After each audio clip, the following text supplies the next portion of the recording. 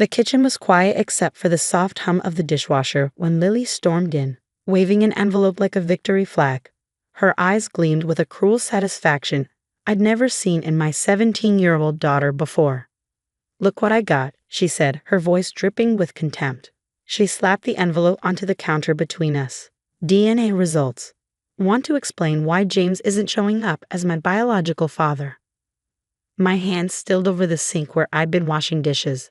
I carefully dried them on a kitchen towel, buying myself precious seconds to steady my racing heart. I'd known this day might come, but I hadn't expected it like this, hadn't expected the look of smug triumph on my daughter's face. "How long have you been lying to us?" Lily demanded, crossing her arms. "Does Dad even know, or have you been playing him for a fool all these years, too?" I took a deep breath, studying her face, the face that looked so much like mine at her age, yet held none of the warmth or understanding I desperately needed from her right now. "Sit down, Lily," I said quietly. "This isn't a conversation we should have standing up."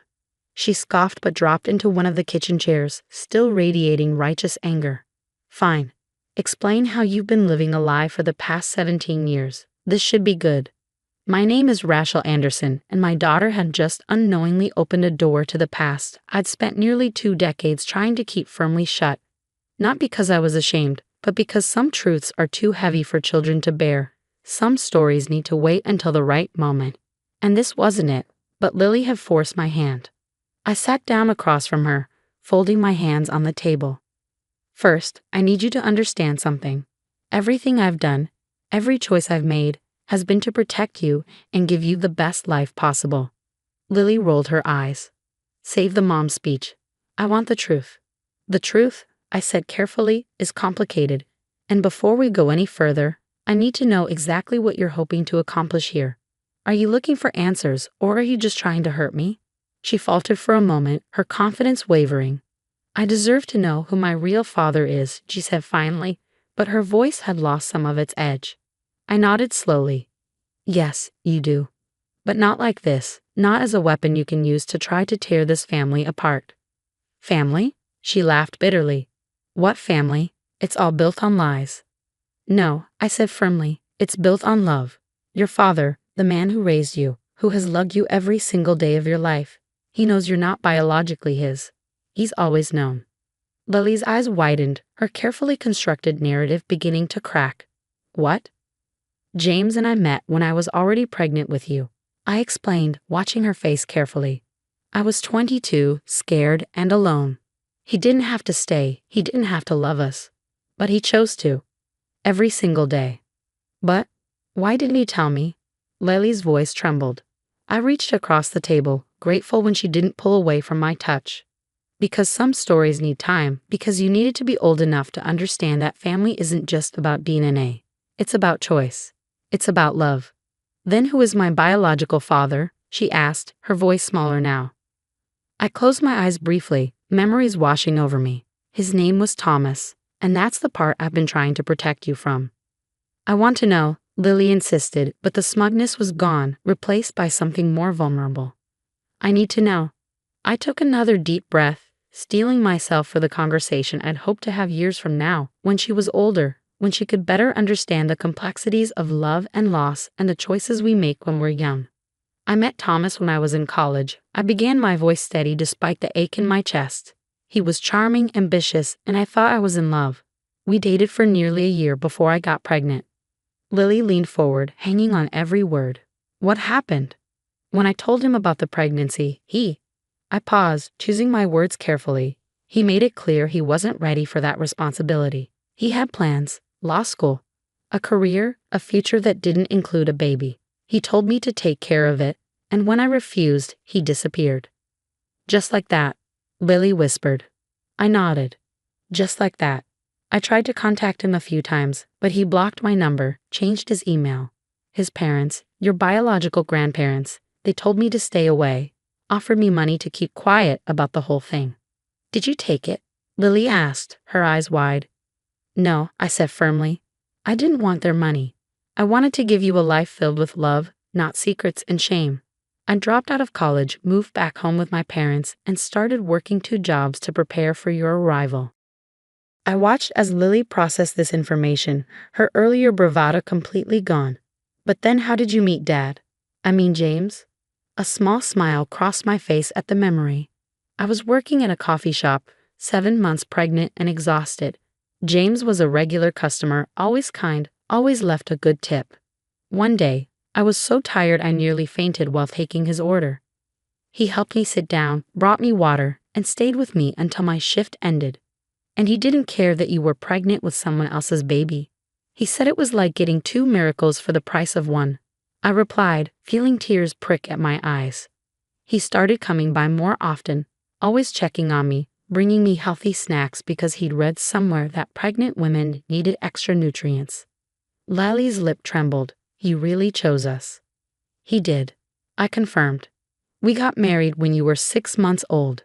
He insisted on legally adopting you, said he wanted the world to know you were his daughter in every way that mattered. That's why his name is on your birth certificate, because he chose to be your father.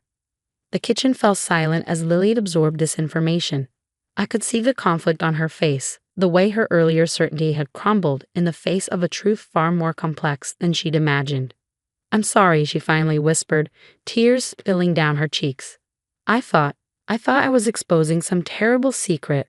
I wanted to hurt you because I've been so angry lately, and I didn't even know why. I moved around the table to pull her into my arms, feeling her body shake with sobs.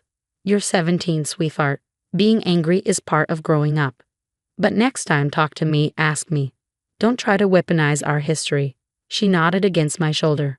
Is James going to be mad about the DNA test? No, I said softly, stroking her hair. He's always known this day would come eventually. We both did. We just hoped he'd come to us first, that we could tell you the story together when you were ready to hear it. I want to hear it, Lily said, pulling back to wipe her eyes. All of it, and I want Dad here too. I smiled, reaching for my phone. I'll call him. But Lily, she looked up at me. Remember this feeling. Remember how different the truth was from what you imagined. Sometimes the stories we tell ourselves about other people's choices, they're not nearly as simple as we think. As I dialed James' number, I watched Lily sink back into her chair, the DNA results forgotten on the counter. She looked younger suddenly, more vulnerable, like the little girl who used to crawl into our bed during thunderstorms. James answered on the second ring. Hey, love. Everything okay? Lily took a DNA test, I said simply.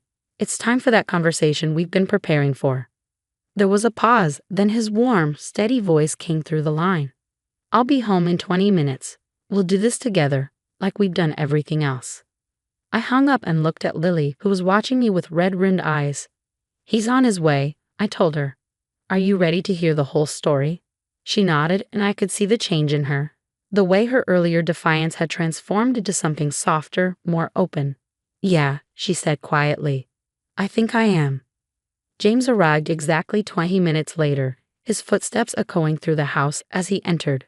I watched Lily tense slightly at the sound, her earlier confidence completely dissolved. When he appeared in the kitchen doorway, still in his work clothes, his eyes immediately found Lily. Hey, sweetheart, he said softly, setting his briefcase down. Your mom filled me in. Lily's lip trembled. Dad, hi. But before she could finish, James crossed the room and pulled her into a tight hug. It's okay, he murmured into her hair. We've been waiting for this day. I just wish you felt you could come to us first. I watched them embrace, my heart swelling with love for this man who had chosen us, who had never once made Lily feel like she was anything less than his whole world.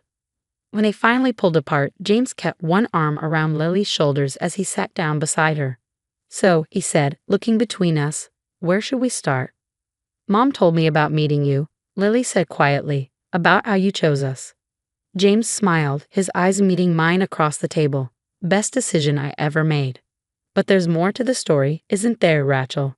I nodded, knowing we had to tell her everything now, no more protecting her from the harder truths. Yes, Lily needs to know about what happened after, about Thomas's attempts to come back. Lily's head snapped up. What? He tried to come back? When? I took a deep breath, feeling James's steady presence giving me strength. When you were 5 years old, Thomas showed up at our door. He'd seen a photo of you at his parents' house. They'd been keeping tabs on us through mutual friends, though I didn't know it at the time. What did he want? Lily asked, her voice barely above a whisper. He said he'd made a mistake. I continued, the memory still sharp after all these years. He finished law school, started a successful career, got married, but something was missing. He said he couldn't stop thinking about the daughter he'd abandoned. James's jaw tightened slightly, but his voice remained calm. Tell her what you told him, Rachel. I reached across the table to take Lily's hand. I told him he'd lost the right to be your father the day he walked away, that being a parent isn't something you can decide to do only when it's convenient. Your dad, James, he'd been there for every moment, every skinned knee, every nightmare, every triumph. He was your father in every way that mattered. Did Thomas fight you on it? Lily asked. He threatened to take us to court, James answered, his voice steady. Said he had resources now, could prove he was the biological father and demand partial custody. Lily's eyes widened. What did you do? We fought back, I said simply. We had years of documented abandonment, proof that he'd rejected any responsibility when I was pregnant. Plus James had legally adopted you. The law was on our side. But more importantly, James added, squeezing Lily's shoulder, you were old enough to be affected by any custody battle. We weren't going to put you through that trauma just because Thomas suddenly decided he was ready to play dad. He backed off eventually. I continued. I think he realized that pursuing it would only hurt everyone involved, especially you. But he did make one request. What was it?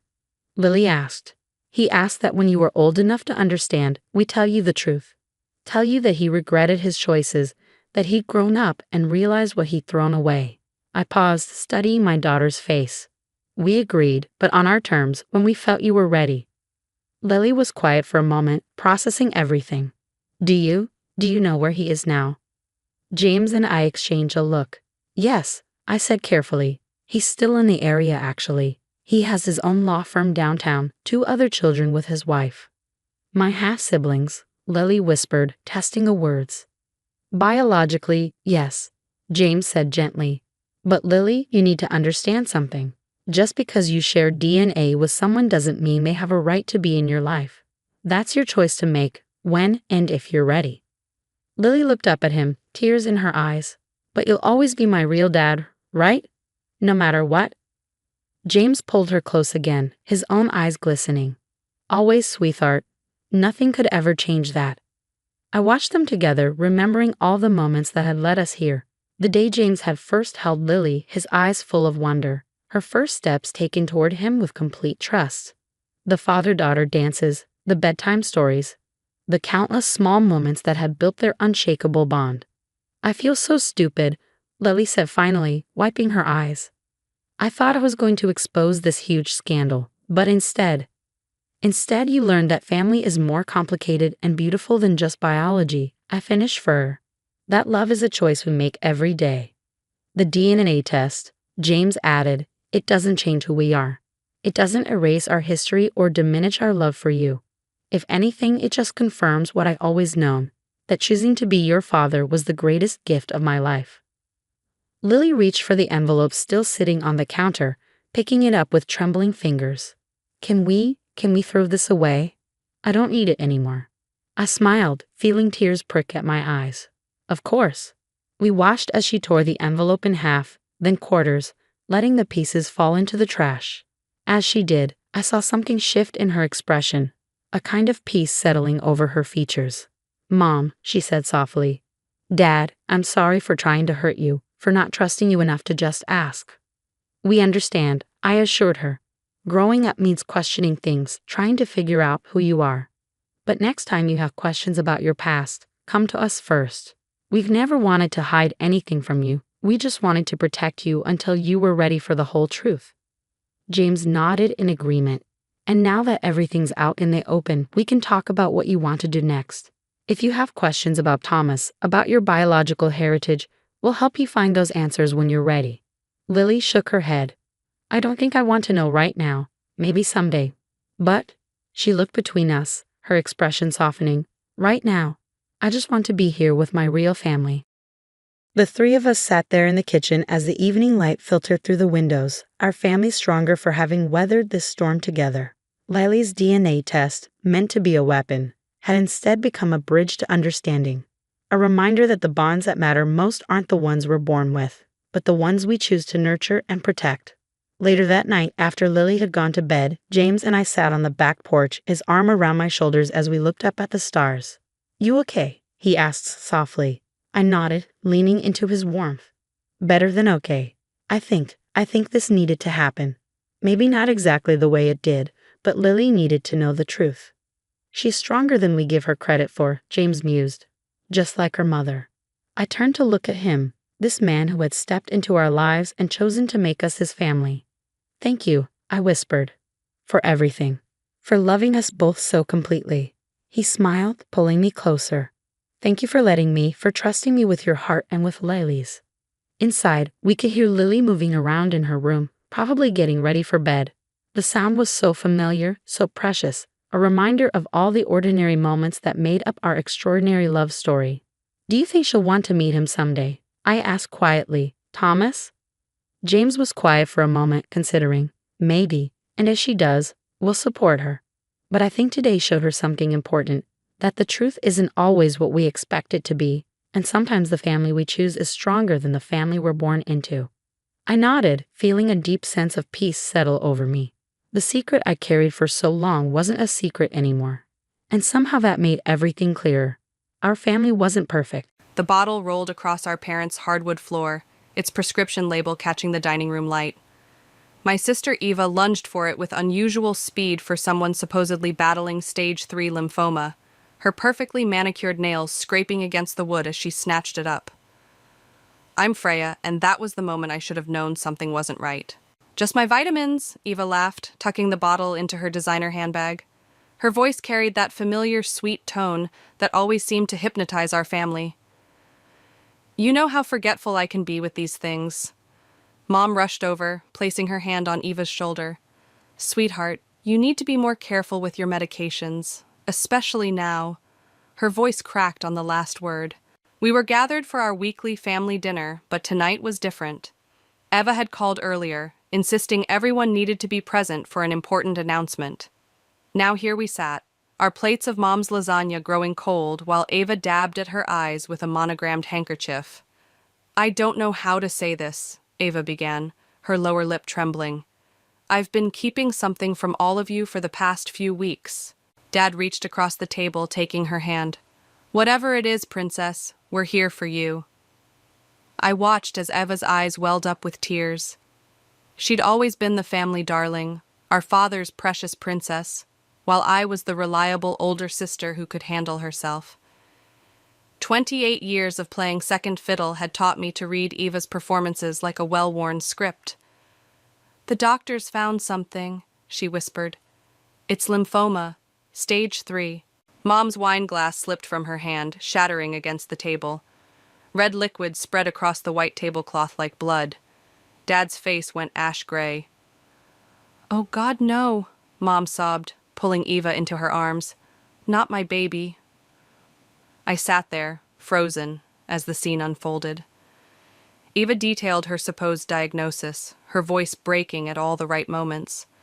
She mentioned treatments she couldn't afford, specialist appointments that were stretching her finances thin. "I didn't want to worry anyone," she sniffled, "but I can't do this alone anymore." "You won't have to," Dad declared, his voice firm despite his trembling hands. "We'll remortgage the house if we have to, whatever you need." I found my voice at last. "Which hospital are you being treated at?"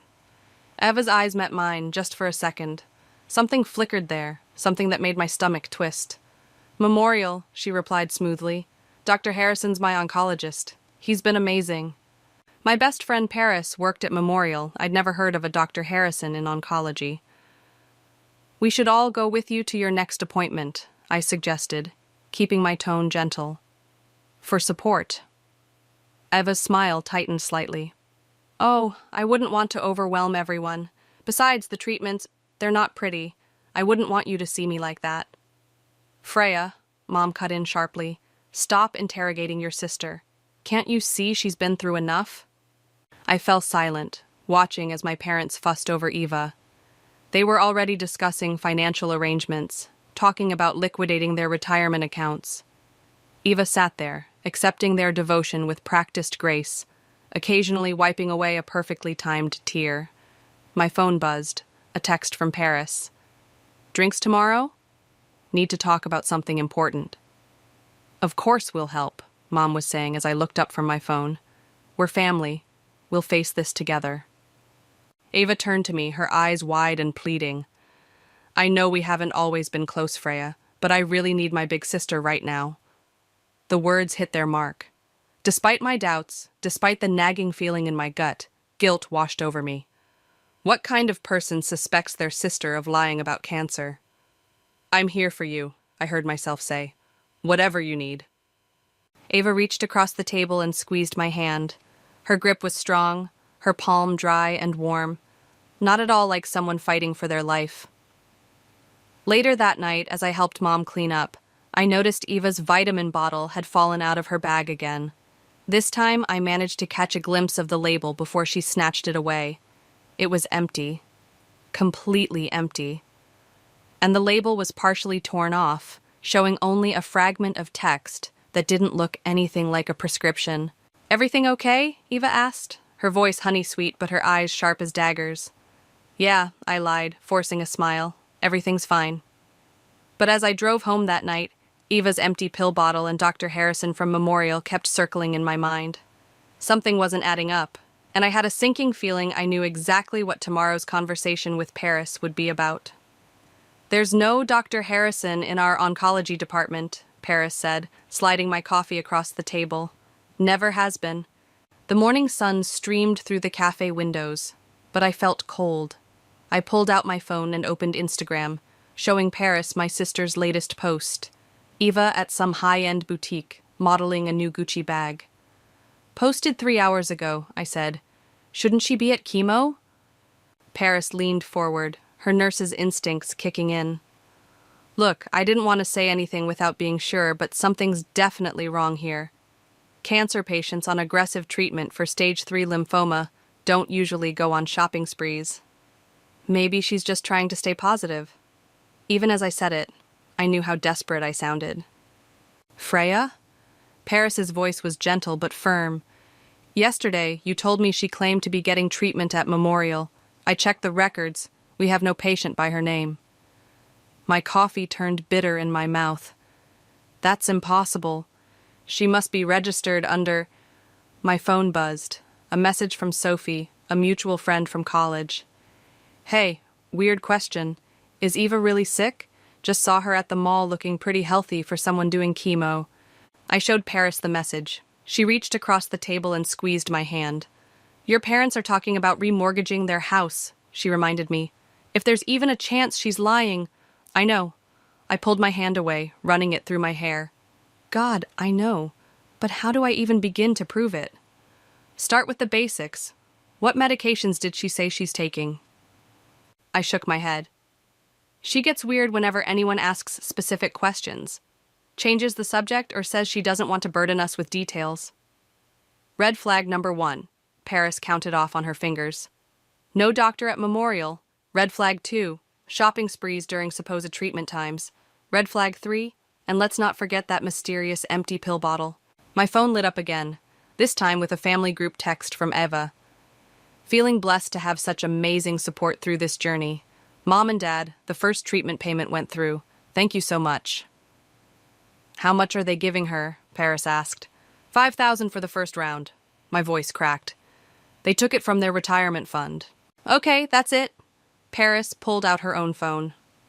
I'm calling in a favor. My friend Amy's an oncologist at St. Luke's. Let me run this by her, no names mentioned. While Paris stepped outside to make the call, I scrolled through Eva's social media. Between the brave fighter posts and sympathy-gathering status updates, there were shopping hauls, spa days, and restaurant check-ins. No hospital visits, no treatment updates, nothing medical at all. Paris returned, her face grim. Amy says the timeline doesn't add up. Stage 3 lymphoma patients don't typically maintain such an active social schedule, especially in the first rounds of treatment. The fatigue alone. I need to tell my parents, I interrupted. Wait. Paris grabbed my arm. You need proof first. Real solid proof. You know how your family is with Eva. If you go in there with just suspicions, they'll never believe you. She was right. I'd spent my whole life being the jealous older sister in their eyes. Every time I'd called out Eva's manipulations in the past, I'd been shut down, told I was being petty or cruel. So what do? Document everything, Paris said firmly. Screenshots, recordings, timestamps. Follow the money. And most importantly, she paused, making sure I was looking her in the eye. Don't let her know you're onto her. The minute she suspects, she'll cover her tracks. My phone buzzed again. Eva. Sis, can you come with me to my appointment tomorrow? Could really use the support. I showed Paris the message. She raised an eyebrow. Interesting timing.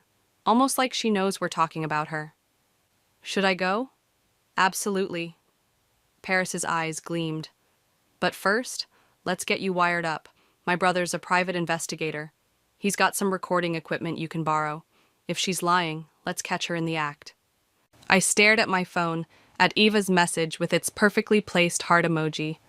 All those years of manipulations, of watching her wrap our family around her finger, of being cast as the bad guy whenever I questioned her stories. Maybe it was finally time for the truth to come out. I typed back, "Of course, sis. Anything for you. What time should I pick you up?" "You're doing the right thing," Paris assured me, seeing my hand shake as I set down the phone. "If she's scamming your family, they need to know." "And if I'm wrong?" I whispered. "If I'm really just the jealous sister they always said I was?" Paris's expression softened. "Then you'll know you did your due diligence. But Freya?" She waited until I met her gaze. "I don't think you're wrong. Not this time." "The doctor had to reschedule," Eva announced as she slid into my car's passenger seat. "But since you're already here, want to grab lunch?" The tiny microphone Paris's brother had given me felt like it was burning a hole in my jacket pocket. "Sure. What about your treatment, though?" "Oh, they'll fit me in next week." Eva waved dismissively, then perked up. "Let's try that new place downtown. My treat." I bit back a response about how our parents' money was funding her generosity. Instead, I drove, watching from the corner of my eye as Eva tapped away on her phone, occasionally giggling at messages. "Turn here," she suddenly instructed, pointing at a side street that definitely wasn't heading toward any restaurants. "This isn't downtown," I said, but followed her direction. "Just need to make a quick stop first." She flashed me her trademark smile. "Won't take long." We pulled up in front of Nordstrom. Eva practically bounced out of the car, her designer purse swinging. "Come on, they're holding something for me." Inside, Eva made a beeline for the luxury handbag section. A sales associate greeted her by name. "Ms. Eva, your special order arrived." "Fantastic." Eva clapped her hands together. "Freya, you have to see this. It's the new limited edition collection." I watched as the associate brought out a bag that probably cost more than 3 months of my rent. Eva examined it with more attention than I'd ever seen her give her supposed medical documents. "Perfect," she breathed, pulling out her wallet. "I'll take it." The associate glanced at me as she rang up the sale. "Will your sister be getting one too? We only have 3 left." "Oh, Freya's not really into designer things," Eva said dismissively. "She's more practical." My phone buzzed. A text from Paris. "Amy says there's no way a stage 3 lymphoma patient would skip a scheduled treatment. They're too crucial." "Eva," I said carefully, "maybe we should hold off on the shopping. With all your medical expenses." She froze for a split second before recovering. "Don't worry about that. I've been saving up." "From where?" The words slipped out before I could stop them. "You said you had to quit your job because of the treatments." The sales associate looked between us uncomfortably before excusing herself. "Why are you being like this?" Eva's lower lip trembled. "I thought you were here to support me, not interrogate me." "I am supporting you. Eva's phone connected to my car's Bluetooth automatically as we walked back, cutting me off mid-sentence. A voice filled the car's speakers. "Eva, darling, got your message about the fake doctor's notes. Don't worry, I can get those made up for you by tomorrow. The usual rate?" Eva lunged for her phone, but the damage was done. Our eyes met in the sudden silence. "That wasn't what it sounded like," she said quickly. Then what was it? My hands gripped the steering wheel so tight my knuckles turned white. It's for work. A project I'm consulting on. You quit your job, remember, because of the cancer treatments you're apparently skipping to go shopping. Eva's face changed. The vulnerable sister act dropped away, replaced by something harder, colder. Pull over. No. Pull over, Freya, or I swear I'll tell Mom and Dad you physically threatened me. We both know who they'll believe. I pulled into a nearby parking lot, my hands shaking. Eva gathered her shopping bags, then turned to me with that sweet smile that had fooled our family for so many years. I know what you're doing, she said softly. Following me, asking all these questions, getting your little nurse friend to snoop around. Stop it. You're only going to hurt yourself. You're stealing from our parents. I'm accepting help from my loving family during a difficult time. She opened the car door. Don't make me destroy you, sis. We both know I can. They remortgaged their house for you. And they did it gladly. Ava stepped out, then leaned down to look at me. Because unlike you, I know how to make people love me. Don't forget that. I watched her walk away, her new designer bag swinging from her arm. My phone buzzed again, another family group text from Eva. Had to cut my appointment short today. The side effects were too much. But blessed to have my big sister with me for support. Love you all. The responses flooded in immediately. Mom, my brave girls. Dad, so proud of you both. Freya, thank you for being there for your sister. I sat there staring at the messages, the recording device heavy in my pocket. Eva had just shown her true colors, but I was the only one who'd seen them. Now I had to prove it to everyone else, before she drained our parents dry. My phone buzzed one final time, a private message from Eva. Remember, sis? I always win. Play it again, Amy said, leaning forward in her office chair. The recording of Eva's Bluetooth mishap filled the room for the third time. I'd spent the past hour explaining everything to Amy, Paris's oncologist friend. She'd agreed to meet me after hours and now sat behind her desk, her expression growing darker with each detail. This is serious, she said, stopping the recording. Medical fraud isn't just morally wrong, it's illegal. I need your help, I replied, sliding Eva's supposed medical documents across the desk. She's using these to convince my parents. Can you verify if they're real? Amy picked up the papers, her professional demeanor cracking as she read. These are terrible forgeries. The letterhead's wrong, the medical terminology is inconsistent, and, she pointed to a signature, this doctor doesn't even exist. My phone rang, Eva's name flashing on the screen. I declined the call. 3 texts and 2 calls in the past hour, I explained. She's getting suspicious. Good. Amy started typing on her computer. That means she's worried. Look at this. She turned the screen toward me, showing a medical database. There's no record of Eva receiving treatment anywhere in the state. Not for lymphoma, not for anything. The phone rang again. Mom this time. I answered, putting it on speaker. Freya, why aren't you answering your sister's calls? She's very upset. I'm at work, Mom. The lie tasted bitter. What's wrong? Eva needs someone to drive her to her treatment tomorrow. Your father and I have that meeting with the bank about the second mortgage. Second mortgage? I shot up from my chair. Mom, you can't... Don't start, Freya. Your sister needs this.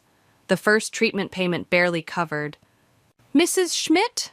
Amy cut in, her voice carrying the authority of her profession. This is Dr. Amy Lowe. I'm an oncologist at St. Luke's. Could you please put Eva on the phone? I have some questions about her treatment plan. Silence crackled over the line. Then, who is this? Eva's doctor is at Memorial. That's interesting, Amy replied coolly. Because I've checked the medical records for every oncology department in the state. Your daughter isn't registered as a patient anywhere. The phone clicked dead. Well, Amy said, that's telling. My phone immediately lit up with texts from Eva. What are you doing? Who was that woman? Answer me now. Then one from Mom. Eva's crying. How could you share her private medical information with strangers? Haven't we taught you anything about family loyalty? They're still believing her, I whispered. Not for long. Amy pulled out a fresh piece of paper. I'm writing an official statement confirming that Eva's documents are forgeries. We're also going to set up a meeting. Your whole family, in my office. Let's see her maintain this lie face-to-face with a real oncologist. My phone buzzed again. This time it was a number I didn't recognize. Hello? Yes, this is Dr. Harrison from Memorial. The voice was male, obviously disguised. I'm calling about Eva's payment details. Really? I interrupted. Dr. Harrison? The one who doesn't exist? Put my sister on the phone right now. The line went dead. Amy raised an eyebrow. Did she really just try to— Yes. I dropped my head into my hands. She did. Okay. Amy's chair scraped back as she stood. This ends now. I'm calling in a favor with hospital administration. We're setting up a fake consultation for tomorrow. Tell your family Eva has an emergency appointment with a specialist, me. They'll all need to be there.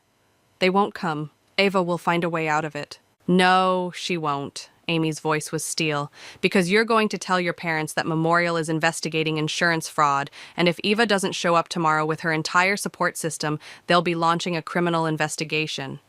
My phone lit up with another family group text from Eva. Such terrible news. My condition has worsened.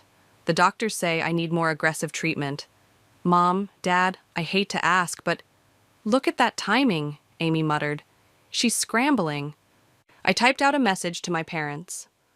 Emergency meeting tomorrow at St. Luke's Hospital, 2 p.m. Attendance mandatory. Memorial Hospital's fraud department is involved. This is serious. Eva's response was immediate. I'm too sick for meetings. My doctor said— Amy took my phone and typed, This is Dr. Lowe. Attendance is not optional. All medical documentation and payment records must be presented. Failure to appear will result in an immediate criminal investigation.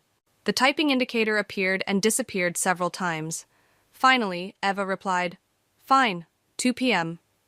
She'll try to run, I said. Amy smiled grimly. Let her try. I've already contacted Memorial's legal department. One way or another, this charade ends tomorrow. St. Luke's Hospital waiting room felt like a powder keg at 1:55 p.m. Mom and Dad sat rigidly in their chairs, shooting me disapproving looks. Paris stood by the door, preventing any quick exits. Amy was in her office, preparing the final pieces of evidence. And Eva was nowhere to be seen. She's not coming, Mom said, checking her phone for the 100th time. She's too sick to handle this kind of stress. The elevator dinged. Eva walked out, wearing full makeup and designer clothes, not a hair out of place. Behind her was Bodie, my friend from college who worked at the bank. The same bank my parents had been dealing with for their mortgages. What's he doing here? Eva demanded, pointing at Bodie. I invited him, I replied, since he handles the mortgage department that's been processing Mom and Dad's loans. Ava's perfectly composed face cracked for just a second. I'm not feeling well. We should reschedule. Sit down, Eva, Paris said firmly, blocking the exit. You can't keep me here. Eva's voice rose. This is harassment. What's going on? Dad stood up. Freya, explain yourself. Amy chose that moment to emerge from her office. I can explain everything, Mr. Schmidt. Please, all of you, come in. Eva made one last attempt to leave. My real doctor advised against any additional consultations. Your real doctor? Amy raised an eyebrow. You mean Dr. Harrison? The one who doesn't exist at Memorial? Mom gasped. Dad's face went pale. That's ridiculous, Eva laughed, but her voice shook. I have all my paperwork right here. She reached into her designer bag. Don't bother, Bodie spoke up. The bank's fraud department has already flagged those documents as forgeries. Eva's bag dropped to the floor. Papers spilled out, including blank prescription forms and what looked like a rubber stamp with a doctor's signature. Oh, Eva, Mom whispered. What have you done? Nothing. Eva's eyes filled with tears. They're all lying. They're jealous of the attention I'm getting, especially Freya. She's always hated that you love me more. Mrs. Schmidt, Amy interjected, I have proof that your daughter has never received cancer treatment at any hospital in this state. The documents she's been using to secure loans are forgeries. The medications she claimed to be taking don't match any legitimate lymphoma treatment protocol. But the money? Dad's voice cracked. We gave you thousands for treatments. Eva's tears dried instantly. Her face transformed into something I'd only seen glimpses of before. Cold, calculating, cruel. Fine, she spat. You want the truth? I took the money, and you gave it so willingly, didn't you? Poor little Eva, everyone's favorite, finally getting the attention she deserves. We mortgaged our house, Mom sobbed. Twice. And you'd have done it 3 times if I'd asked. Eva laughed hysterically. That's the funny part. You all made it so easy, especially you, Freya, the responsible big sister, always suspicious but never brave enough to stand up to me. Until now.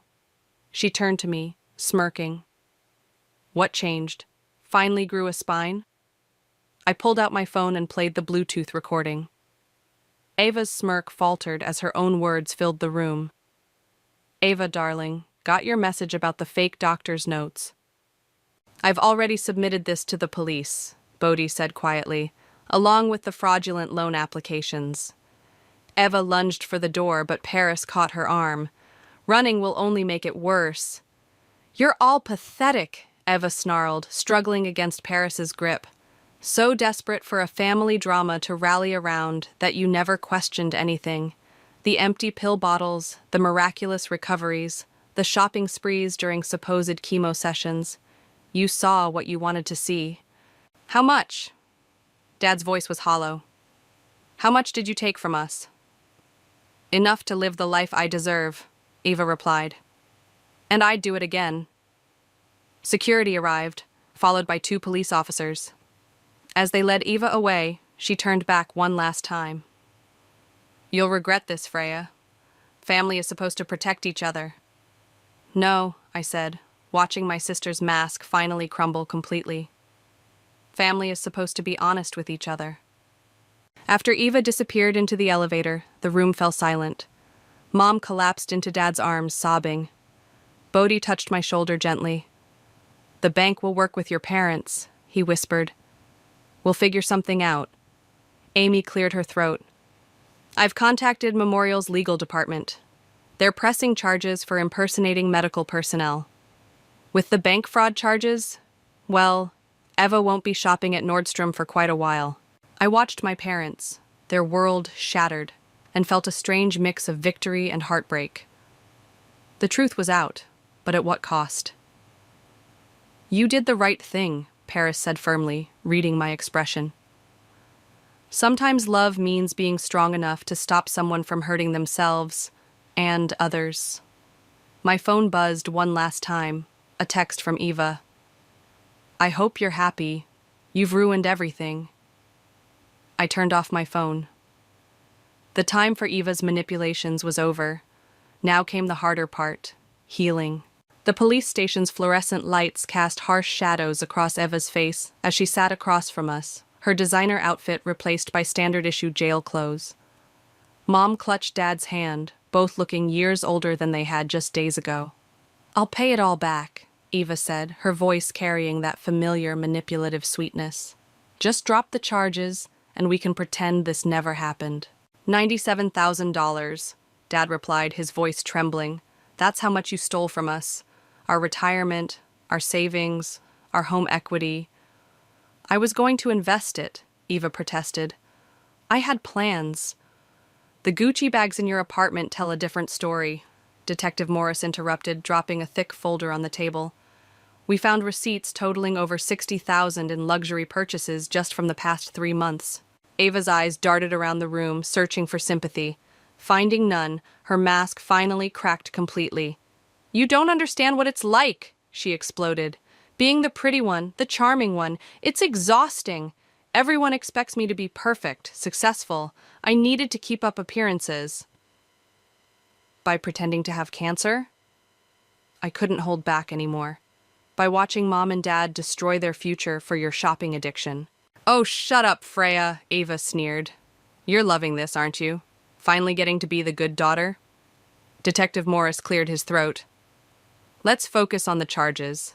We have documented evidence of medical fraud, financial fraud, forgery of official documents. I want to make a deal, Eva interrupted. That's not how this works, the detective replied. The evidence is overwhelming. Multiple counts of fraud, each carrying a potential sentence of, I have dirt on people. Eva's composure crumbled completely. Important people. I can tell you about other scams, bigger ones. Mom started crying softly. Dad just stared at the table, shoulders slumped. I'd like to play something, I said quietly, pulling out my phone. From the day at Nordstrom. Ava's eyes widened as her own voice filled the room, detailing her schemes, bragging about manipulating our parents, threatening to destroy me if I exposed her. That's inadmissible, she shrieked. I didn't consent to being recorded. Single-party consent state, Detective Morris replied calmly. The recording is perfectly legal. You planned this, Eva hissed at me. You set me up. No, Eva, you did this to yourself. The detective opened another folder. We've also received statements from several other families. Apparently, this isn't your first time running a medical scam. Mom's head snapped up. What? 3 other families in the past 2 years, he continued. Different cities, different stories, but same pattern. Fake cancer diagnoses, forged documents, emotional manipulation for financial gain. Eva? Dad's voice cracked. Is this true? Eva's face went through a rapid series of expressions, anger, calculation, fear, before settling on her familiar victim pose. I need help, she whimpered, tears flowing perfectly. I'm sick, just not with cancer. I have a shopping addiction, depression, anxiety. Stop it, I cut in. Just stop. No more manipulation. No more lies. The district attorney is offering a plea deal, Detective Morris said, in exchange for full confession and restitution to all victims. How long? Eva whispered. Minimum of 5 years. Eva lunged across the table, her handcuffs rattling. This is your fault, she screamed at me. I'm your sister. You were supposed to protect me. I am protecting you, I replied steadily. From yourself. The officers pulled Eva back as she continued screaming. Mom, Dad, are you really going to let them do this to me, after everything we've been through? Mom stood up slowly, tears streaming down her face. We love you, Eva, but what you did, we can't protect you from this. Dad? Eva's voice turned small, childlike. Daddy? Your little princess needs you. Dad finally looked up, his face aged a decade. My little princess wouldn't have watched me destroy my life to fund her shopping sprees. Eva's mask shattered completely. Fine, she spat. You want the truth? I never cared about any of you. You were all just ATMs with legs, so pathetically eager to help poor, sick Eva. You deserve to be scammed. The detective nodded to the officers, who began leading Eva away. I hate you all, she shrieked as they pulled her toward the door. Especially you, Freya. I'll make you pay for this. As her screams faded down the hallway, Mom collapsed into Dad's arms. I felt a hand on my shoulder. Detective Morris. You did good, he said quietly. It's not easy standing up to family, but you probably saved your parents from complete financial ruin. What happens now? I asked. She'll face the consequences of her actions, he replied, and hopefully get the help she actually needs. I watched my parents holding each other, their world completely shattered, and wondered if anything would ever be the same again. But at least now we could start rebuilding on a foundation of truth, not lies. The courtroom fell silent as Eva stood for sentencing. 3 months had passed since her arrest, and the toll was visible. Her designer clothes were replaced by a modest suit, her perfectly styled hair now plain and unstyled. Before I deliver the sentence, Judge Martinez said, would any of the victims like to make a statement? Mom and Dad stayed seated, but I stood. Eva's eyes locked onto mine, burning with hatred. Your Honor, I began, my voice steadier than I felt. My sister isn't just a criminal. She's someone who systematically destroyed the lives of people who loved her. Our parents lost their retirement, their home equity, and their dignity.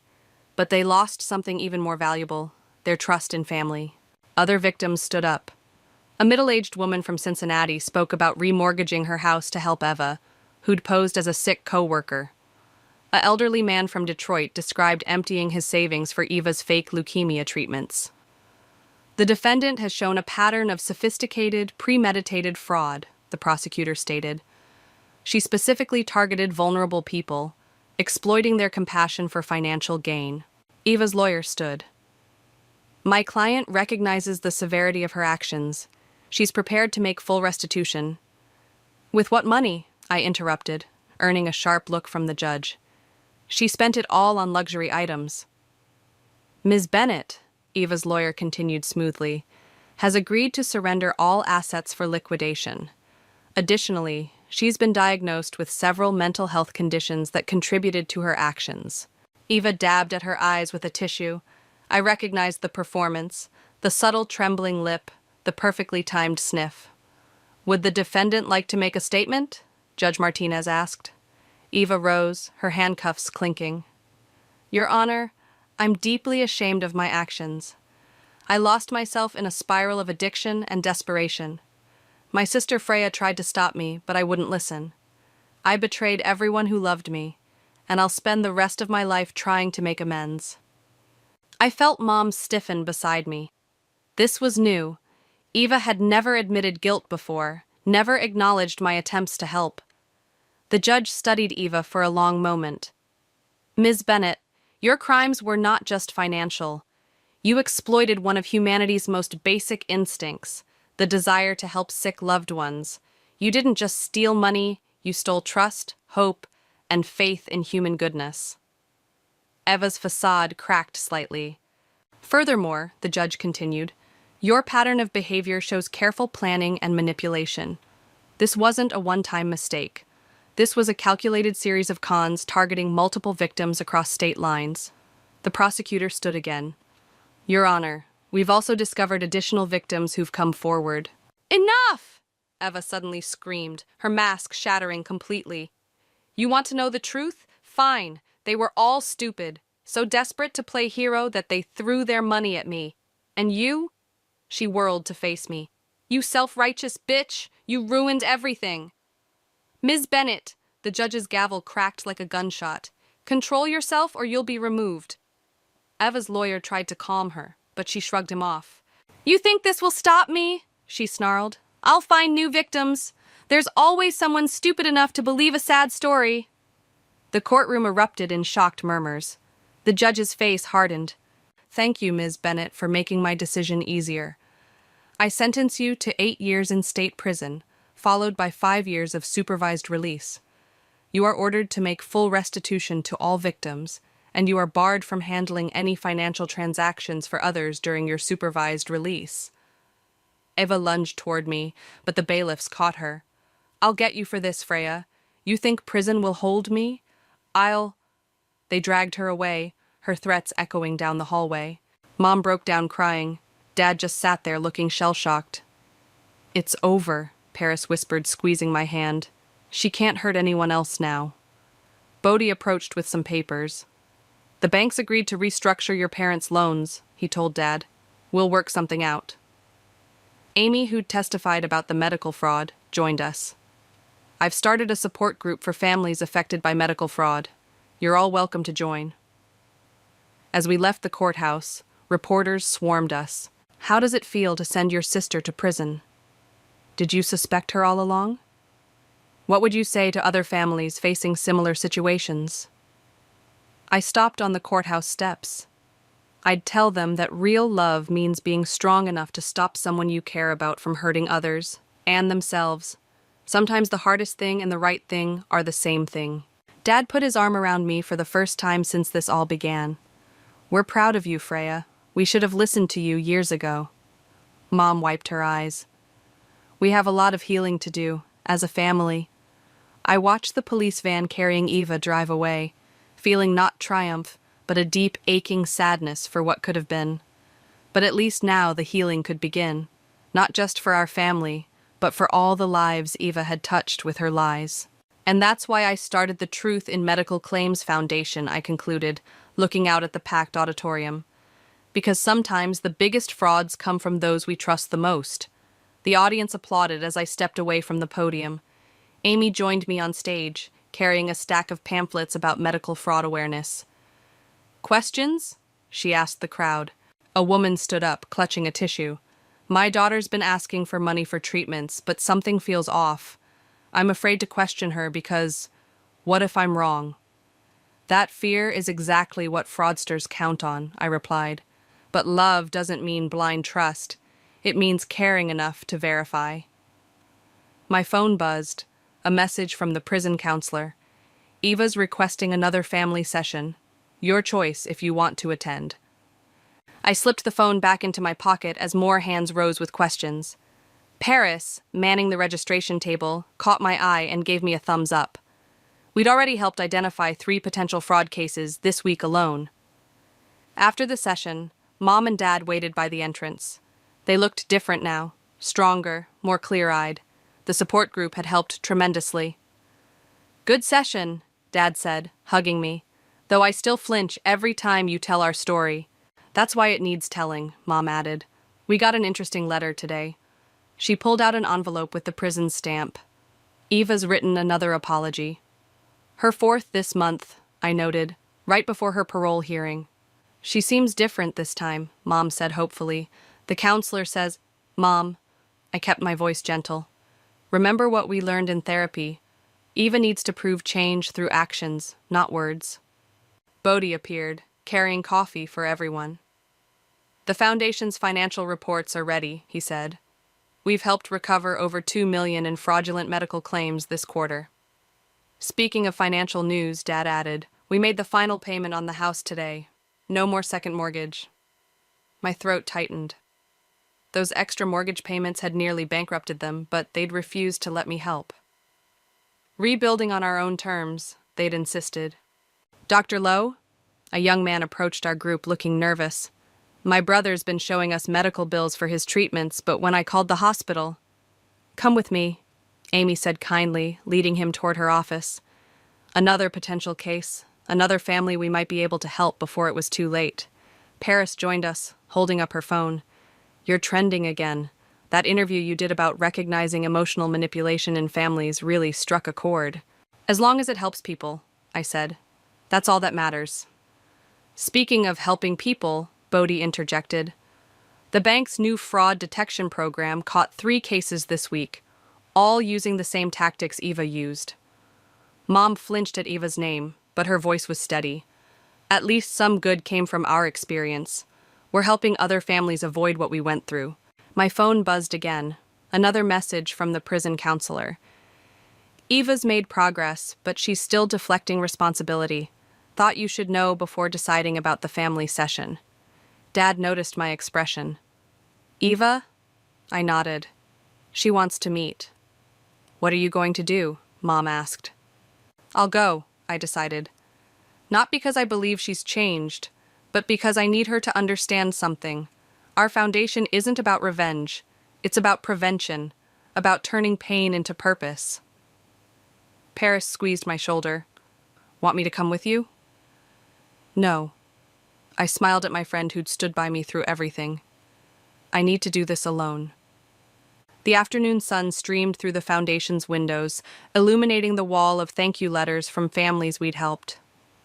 Each one represented a story like ours, but with a different ending, one where the truth came out before lives were destroyed. "Ready for the support group session?" Amy asked, returning from her office. "We have 3 new families joining today." I looked at my parents, now volunteers who shared their experience to help others. At Paris and Amy, who'd helped expose the truth. At Bodhi, whose bank now led the industry in fraud prevention. "You know what Eva never understood?" I said, gathering my materials for the support group. "Real love isn't about getting, it's about giving, about helping others avoid the traps we fell into." Mom wiped away a tear. "You turned our family's darkest moment into light for others." "No," I corrected her. "We did it together, because that's what real family does. We help each other grow stronger, even from our deepest wounds." As we headed to the support group room, I felt not the weight of Eva's betrayal, but the lightness of purpose. Sometimes the greatest gifts come wrapped in life's hardest lessons. We'd learned ours. Now it was time to help others learn theirs. The call came just as I was finalizing the biggest contract of my career. My phone buzzed with my mother's face lighting up the screen, and my stomach instantly knotted. Mom never called during business hours unless something was terribly wrong. "Livia, you need to come home right now. It's your sister. There's been an accident."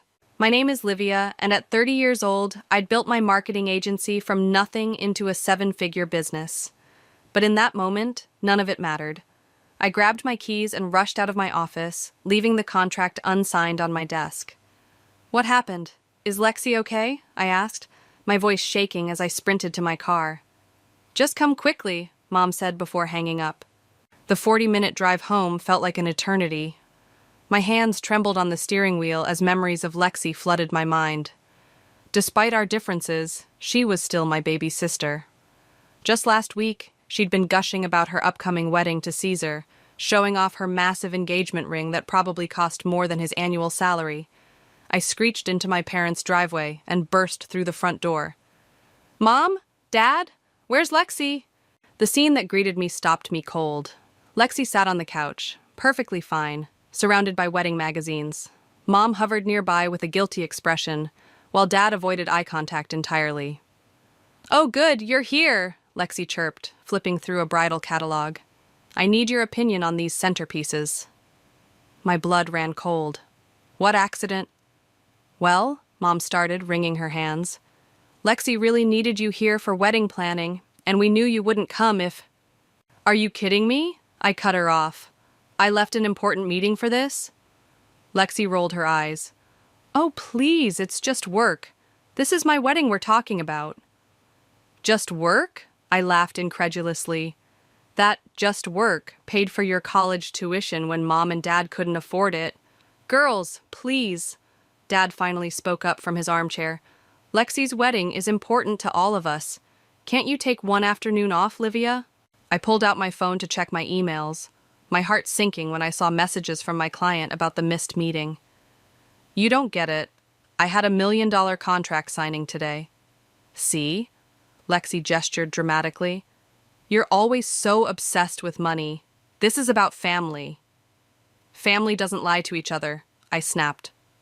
My phone buzzed again. A message from my office manager. "Client left, said they'll be reconsidering the contract." "I have to go damage control this," I said, turning to leave. "Livia," Mom called after me, "don't you want to be part of your sister's special day?" I paused at the door.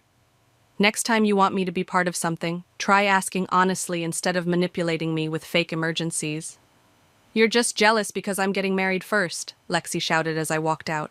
The drive back to my office was a blur of anger and frustration. My phone kept buzzing with texts from Mom and Lexi, but I ignored them all. Something felt off about today, beyond the obvious manipulation. Maybe it was the way Dad couldn't meet my eyes, or how Mom seemed more nervous than usual. When I finally reached my office, my assistant Valeria was waiting with a concerned look. "What happened with the contract?" I asked. "They're gone," she said quietly. "But Livia, there's something else. While you were gone, someone accessed our financial systems. The passwords were changed." I froze. "What? How is that possible? Only 3 people have that access. You, me, and—" The realization hit me like a truck. The fake emergency, the wedding planning distraction. It all made horrible sense. "Call Eugene," I told Valeria, my voice steel. "Tell him I need him here first thing tomorrow morning." As I sat at my desk, staring at the unsigned contract that could have secured my company's future, my phone buzzed one final time. A text from Lexi. "Thanks for coming home, sis. Can't wait to show you my wedding dress tomorrow." I didn't reply. Instead, I opened my laptop and started documenting everything. Something told me I'd need proof of every transaction, every document, every detail of what I'd built. Because for the first time in my life, I didn't trust my own sister. Little did I know, this was just the beginning of her betrayal. Eugene arrived at my office the next morning, looking grave. He'd been our family's attorney since I was a kid, but today he wasn't here as a family friend. "Show me everything," he said, setting his briefcase down.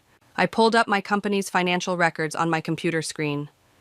"Yesterday, someone changed all our system passwords. This morning, I discovered large transfers had been made last week. Money I never authorized. Eugene leaned forward, adjusting his glasses. How much are we talking about? $3 million, almost everything we had. His sharp intake of breath told me everything. And you suspect Lexi? The timing's too perfect, I said, pulling out my phone to show him the texts. She created a fake emergency to get me away from the office right when my phone started ringing. It was Bailey, my younger brother. Liv, he said, his voice shaking. Have you seen the news? I put him on speaker and pulled up our local business news website. The headline made my blood run cold. Rising marketing agency acquired by wedding planning empire. What the hell? I whispered. There's more, Bailey continued. Lexi's been telling everyone at her wedding planning meetings that she's now CEO of a major marketing company. She's using it to attract investors for some kind of wedding-related business venture. Eugene was already typing furiously on his laptop. Livia, when was the last time you checked your business registration documents? 2 weeks ago, everything was normal. I pulled up the government business portal, logged in, and felt the room spin. This can't be right. There it was in black and white. Ownership had been transferred to Lexi Horton Enterprises, LLC. But how? I demanded. I never signed anything. Eugene's face darkened. Someone did. We need to get the original documents. My office door burst open and Valeria rushed in. Livia, you need to see this. She handed me her tablet, open to Lexi's social media. There was my sister, standing in my office, behind my desk, captioning, Big news, so excited to announce my newest venture. Thanks to my amazing sister for this incredible wedding gift. Wedding gift? I spat. My phone buzzed again. Mom. Livia, why aren't you answering Lexi's calls? She's trying to discuss the company transition with you. What company transition? I demanded. Mom, she stole my business. Don't be dramatic, Mom sighed. She said you agreed to help fund her wedding. It's what sisters do. What sisters do? I built this company from nothing. While she was partying through college, I was working 18-hour days. Well, maybe if you hadn't been so obsessed with work, you'd have someone special in your life too, Mom said coldly. Lexi's wedding is important to this family. I hung up, my hands shaking with rage. Eugene cleared his throat. Livia, we need to move fast. I'm filing an emergency injunction, but we need proof of fraud. I have security cameras, Valeria offered, including the day Lexi visited last month. We pulled up the footage. There I was, in a meeting with clients. And there was Lexi, slipping into my office while I was distracted. The camera caught her rifling through my desk drawers, but the angle didn't show what she took. Bank statements, I realized. She needed my signature to forge. Bailey's voice came through the phone, still on speaker. Liv, there's something else. Lexi's been collecting investments from wedding guests. She's promising them huge returns after the wedding, saying she'll use your company's profits. Eugene's head snapped up. That's securities fraud. How many investors? At least 50, Bailey said. Most of them put in their life savings. My stomach churned. This wasn't just about me anymore. Lexi had dragged innocent people into her scheme. Eugene, I said quietly, what are my options? He closed his laptop. Legally? We fight. But it'll be messy, public, and could take months, during which time she'll have control of your company. And the investors? If they lose their money, they could sue both you and Lexi, since she's using your company's name. I stood up, walking to the window of what might no longer be my office. Then we need something faster than legal action, something that forces her to undo this before the wedding. What are you thinking? Valeria asked. I turned back to face them, my mind made up. If Lexi wants to make this about her wedding, then that's exactly where we'll hit her. Bailey, I need everything you can get about these investors. Eugene, keep working on the legal angle. Valeria, yes? Clear my schedule, we're going wedding planning. I stormed into my parents' house that evening, clutching a stack of documents Eugene had prepared. The whole family was gathered for another wedding planning session, including Lexi's fiancé, Caesar. Oh, there you are, Lexi beamed, acting as if nothing was wrong. We were just discussing the investor dinner next week. You'll be there to help present, right? Investor dinner? I looked directly at Caesar. Did she tell you where the investment money is really going? Caesar frowned. It's for our wedding venue chain. Lexi said you're partnering with us. Is that what she told you? I slammed the documents on the coffee table. These are bank statements showing $3 million transferred out of my company last week. Money that's already gone to pay for your wedding. Livia! Mom stood up, hands on her hips. Stop trying to ruin your sister's happiness. Happiness? I laughed bitterly. Let's talk about the 50 people who invested their life savings in this scheme. Did you tell them, Lexi, that you're using their money for flower arrangements and a designer dress? Lexi's face paled slightly, but she recovered quickly. Don't be ridiculous. The company transfer was a gift. You signed the papers yourself. I never signed anything, I said, pulling out another document. But someone forged my signature. Want to explain that? Dad finally looked up from his newspaper. Forged? Lexi, what is she talking about? She's lying! Lexi jumped up, her voice shrill. Mom, tell her to stop! Actually, Bailey spoke up from the corner where he'd been quietly observing. I have proof. He pulled out his phone and played a recording. Lexi's voice, clear as day, promising an elderly couple a 300% return on their investment through her marketing company. Caesar stood up slowly. Babe, what's going on? You told me your sister was handling the business side. She is, Lexi insisted, but her voice wavered. Livia's just jealous because I'm finally more successful than her.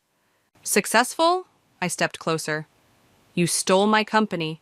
You're scamming innocent people. That's not success. That's fraud. It's not fraud, Lexi screamed. I deserve this. Do you know how hard it is being your sister?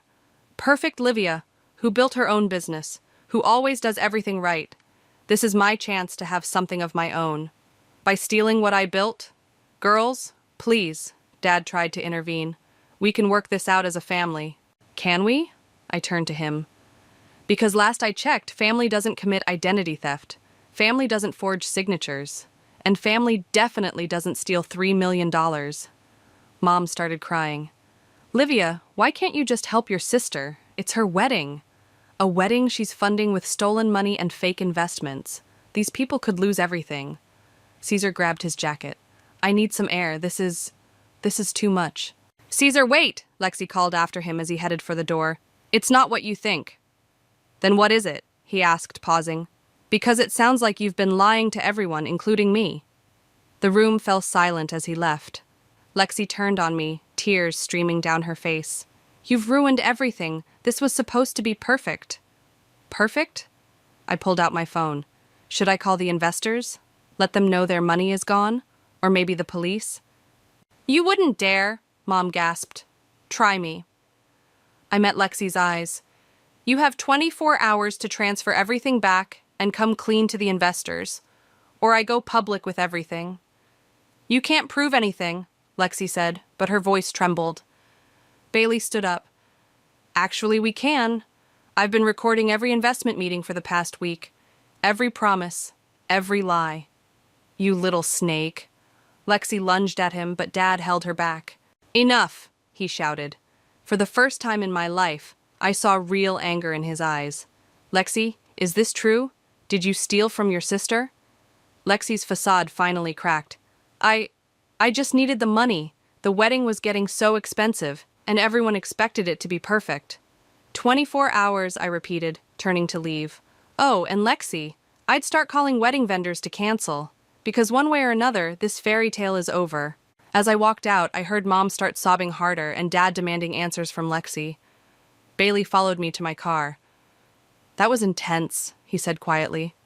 It's not over, I replied, starting the engine. She's not going to give up that easily. What are you going to do? I checked my phone, seeing missed calls from 3 different investors. I'm going to make sure she faces consequences for once in her life, even if it means destroying this family in the process. Valeria paced my living room, phone in hand, reading messages from our business contacts. 3 more investors called. They're getting nervous because Lexi isn't returning their calls. Of course she isn't, I said, checking my watch. 18 hours left until my deadline. My phone buzzed. Caesar calling. I put him on speaker. Livia, he sounded exhausted. I've been going through Lexi's papers. This is worse than we thought. She promised some investors returns of up to 500%. That's impossible, Valeria gasped. Even in our best year, we never cleared more than 40% profit. She's been showing them fake projections, Caesar continued, using your company's letterhead. There's more. She's already spent most of the investment money on wedding deposits. Non-refundable ones. I rubbed my temples. How much are we talking about? 2.8 million. The venue alone was nearly $1 million. Eugene, who'd been quietly reviewing documents at my dining table, looked up. That's securities fraud, wire fraud, and identity theft. She's looking at serious prison time. My phone buzzed again, Mom calling. I ignored it. What about the other investors? I asked Caesar. The ones Bailey recorded? Another $4 million, promised for after the wedding. Lexi told them the money would fund a chain of luxury wedding venues. She showed them fake property listings and everything. A knock at my door made us all jump. Bailey burst in, looking panicked. Lexi's doing damage control, he said, pulling up social media on his tablet. Look. There was my sister, tears streaming down her face, recording a live video. I just wanted to address the horrible rumors my sister is spreading. Yes, she gifted me her company as a wedding present, but now she's trying to take it back. She's always been jealous of my happiness. Turn it off, I snapped. Eugene, options? We go nuclear, he said, pulling out a fresh stack of papers. I've prepared criminal complaints, civil suits, and... Another knock interrupted him. This time, when I opened the door, I found Dad standing there, looking older than I'd ever seen him. Can we talk? He asked quietly. I let him in. He took in the scene. Eugene with his legal papers, Valeria with her phone, Bailey with his tablet, and Caesar on speaker. I had no idea, he said, sinking into a chair. All these years, we enabled her, made excuses, but this... He pulled out an envelope. I found these in her old room, copies of your signature she'd been practicing forging. Eugene took the envelope. This is exactly what we needed, proof of premeditation. Dad, I said softly, you know what has to happen now. He nodded slowly. Your mother won't accept it. She's still defending Lexi, saying we should just give her the money to make this go away. It's not just about the money anymore. Caesar spoke up from the phone. She lied to everyone, including me. Mr. Gonzalez, Eugene said, we're filing charges tomorrow morning unless Lexi returns everything and comes clean to the investors. As her father, you might want to encourage her to cooperate. Dad stood up, straightening his shoulders. I'll talk to her, but Livia... He turned to me. Whatever happens, you're right to do this. I'm sorry we didn't see it sooner. After he left, Valeria checked her phone again. Lexi's video is going viral. People are taking sides. Let them, I said, turning to Eugene. What's our next move? We need to protect the remaining investors, he replied. Stop them from putting in more money. Bailey, can you get me those recordings? Bailey nodded, but then froze, staring at his phone. Guys, you need to see this. He held up his screen. A new email from Lexi to all the investors. Emergency meeting tomorrow morning. Exciting new developments in our venture. Bring your checkbooks. Final chance to invest before we close funding. She's going to take more money, Valeria whispered. No, I grabbed my keys. She's not. Bailey, forward that email to Eugene. Valeria, call every investor on our list. Warn them. Caesar, can you meet us at the venue she booked for this meeting? I'll be there, he confirmed. But Livia, what are you going to do? I looked at the stack of legal documents Eugene had prepared, then at the forged signatures Dad had brought. Years of enabling Lexi had led to this moment. Time to end it. I'm going to give my sister exactly what she wants, I said. A public scene she'll never forget. As we headed out, my phone buzzed one final time. A text from Lexi. You can't stop this. I always get what I want. See you at the meeting, sis. I showed the message to Eugene. He smiled grimly. Perfect. Now we have proof she's continuing the fraud despite warnings. Shall we proceed with the restraining order? No, I replied. Let her have her meeting. It's time everyone saw the real Lexi. The hotel ballroom was packed with potential investors when I arrived. Lexi stood at the podium, radiant in a designer dress, while Mom sat in the front row beaming with pride. Neither of them had noticed me slip in with Eugene and Valeria. As you know, Lexi was saying, our luxury wedding venue chain is an incredible investment opportunity. My sister's marketing company, which she generously gifted to me, will ensure maximum exposure. That's interesting, I called out, stepping forward. Tell them about the gift, Lexi. Show them the paperwork. The room fell silent. Lexi's smile flickered but didn't fade. Livia, I'm so glad you came, she said sweetly. Everyone, this is my sister, who's been so supportive of my dreams. Actually, I pulled out my phone. Let's talk about those dreams, and the $3 million you stole. Security! Mom stood up, pointing at me. Remove her! I wouldn't. Eugene stepped forward, holding up his badge. Federal investigation in progress. Everyone stay seated. The crowd started murmuring. An elderly man in the third row stood up. What investigation? Ms. Lexi promised us guaranteed returns. There are no guaranteed returns, I said loudly, because there is no wedding venue chain. The money you've already invested? It's gone, spent on her personal wedding. That's a lie, Lexi screamed, mask finally cracking. Mom, make her stop. I have proof, I continued, nodding to Valeria, who started playing the security footage on the projector. There was Lexi sneaking into my office, practicing my signature, making transfers. The crowd erupted. We want our money back, someone shouted. Please, everyone calm down, Lexi pleaded. This is just a misunderstanding. My sister is jealous because... Because what? Caesar stepped in from the back. Because you committed fraud? Because you lied to everyone, including me? Caesar, Lexi's eyes widened.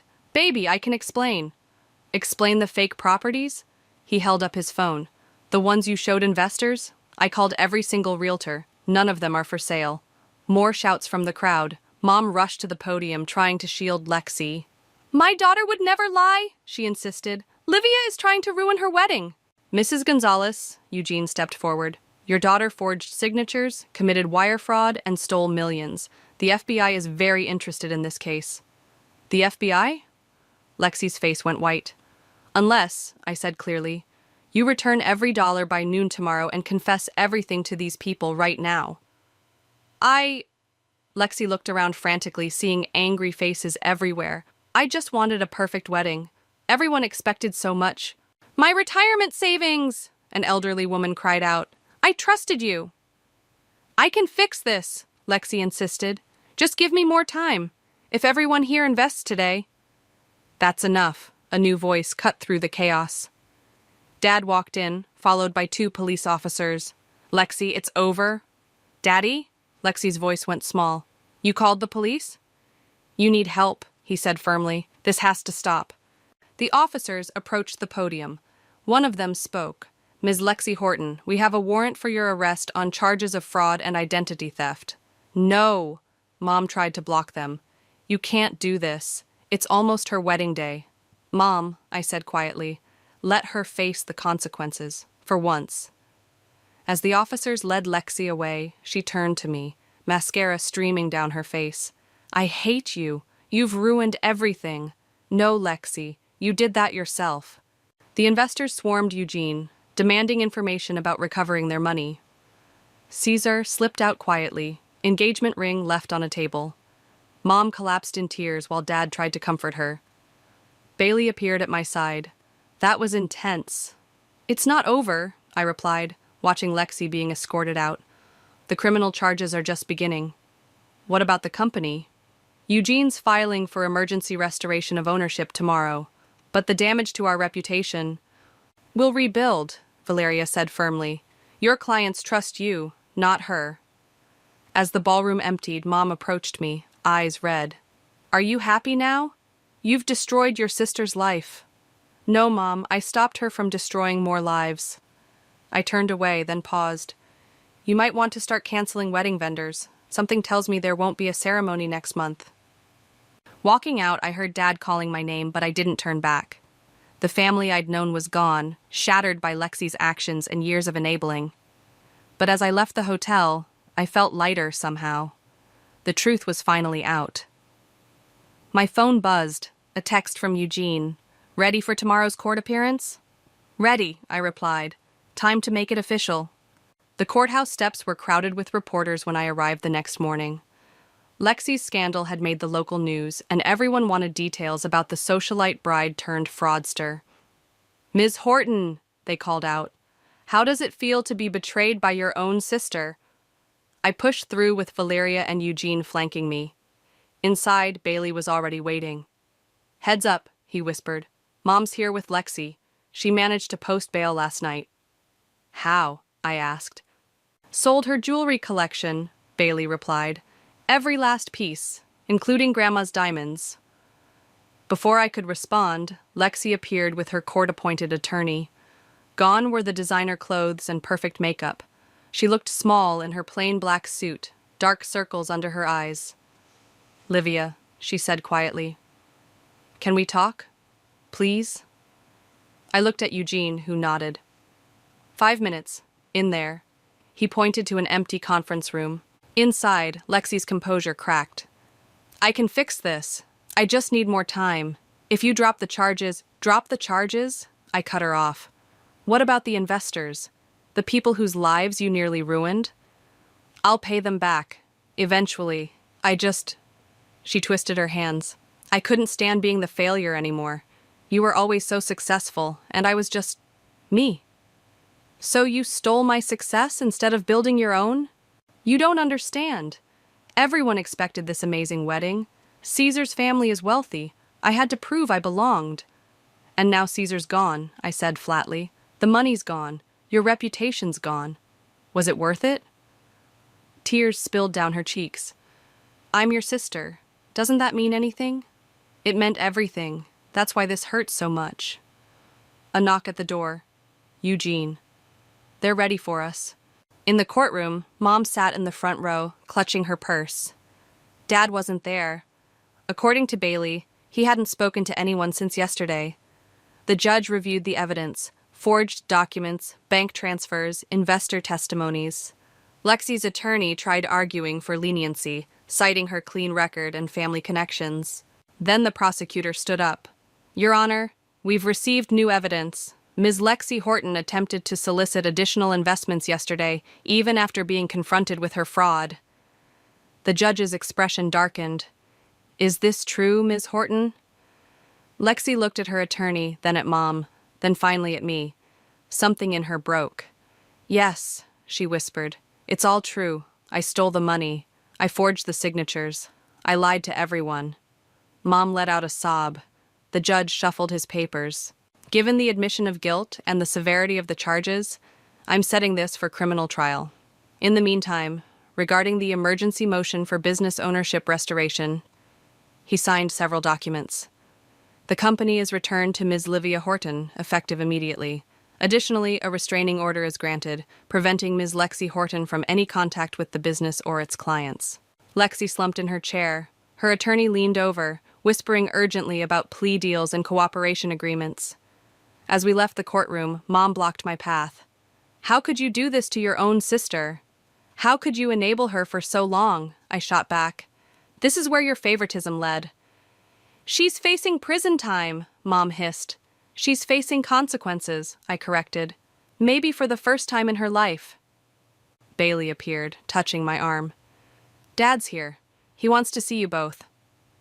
We found him sitting in the courthouse garden, looking older than his years. "I've been thinking," he said as we approached, "about where we went wrong, how we created this mess." "Robert, don't," Mom started. "No, Stephanie, we did this. We taught Lexi that she could take whatever she wanted, that rules didn't apply to her, that her sister's success was somehow hers to claim." He stood up, facing me. "I'm sorry, Livia, for every time we dismissed your hard work, for every time we made excuses for her behavior, for failing both of you as a father." Mom started crying again, but this time they were different tears. Reality was finally sinking in. "The investors," Dad continued, "how much do they need?" "7 million total," I replied. plus interest. He nodded. I'm selling the house. It won't cover everything, but it's a start. Your mother and I will find an apartment. Robert, Mom gasped. It's done, Stephanie. We helped create this mess. We'll help fix it. As they walked away, Valeria touched my shoulder. You okay? I watched my parents leave, thinking about family dinners that would never happen again, holidays that would be forever changed, trust that might never be rebuilt. No, I answered honestly, but I will be. My phone buzzed. Eugene had sent the court documents officially returning my company. It felt like the end of something, but also the beginning. Let's go, I told Valeria. We have a business to rebuild. 3 weeks later, I sat in my office reviewing the damage reports. Most clients had stayed loyal after learning the truth, but rebuilding trust took time. A knock at my door interrupted my thoughts. There's someone here to see you, Valeria said softly. One of the investors. The elderly woman who entered looked familiar. She'd been at Lexi's investor meeting. Her name was Margaret, and she'd lost her retirement savings. I wanted to thank you, she said, settling into the chair across from my desk. The first repayment came through yesterday. I nodded. Dad sold the house. The money's being distributed proportionally to all investors. That's not why I'm here. Margaret leaned forward. Your sister's sentencing is tomorrow. Will you be there? My stomach tightened. I haven't decided. I'll be there, she said, not out of anger anymore, but because someone needs to witness consequences. My late husband always said that's how people learn.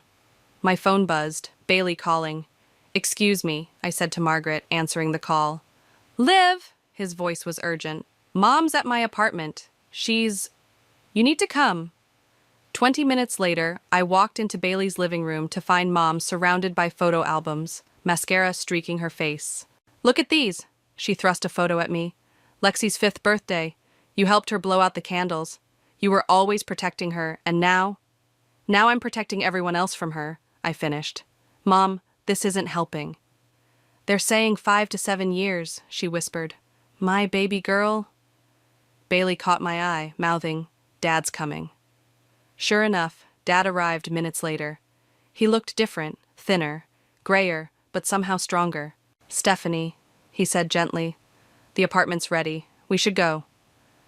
I'm not leaving my photos. The photos can come, he assured her, but we need to face tomorrow with dignity, for both our daughters. Mom looked up at me. Will you be there? Please, Livia. She's asking for you. I thought of Margaret's words about witnessing consequences. Yes, I said finally. I'll be there. The next morning, the courtroom was packed. Investors, former wedding guests, local media.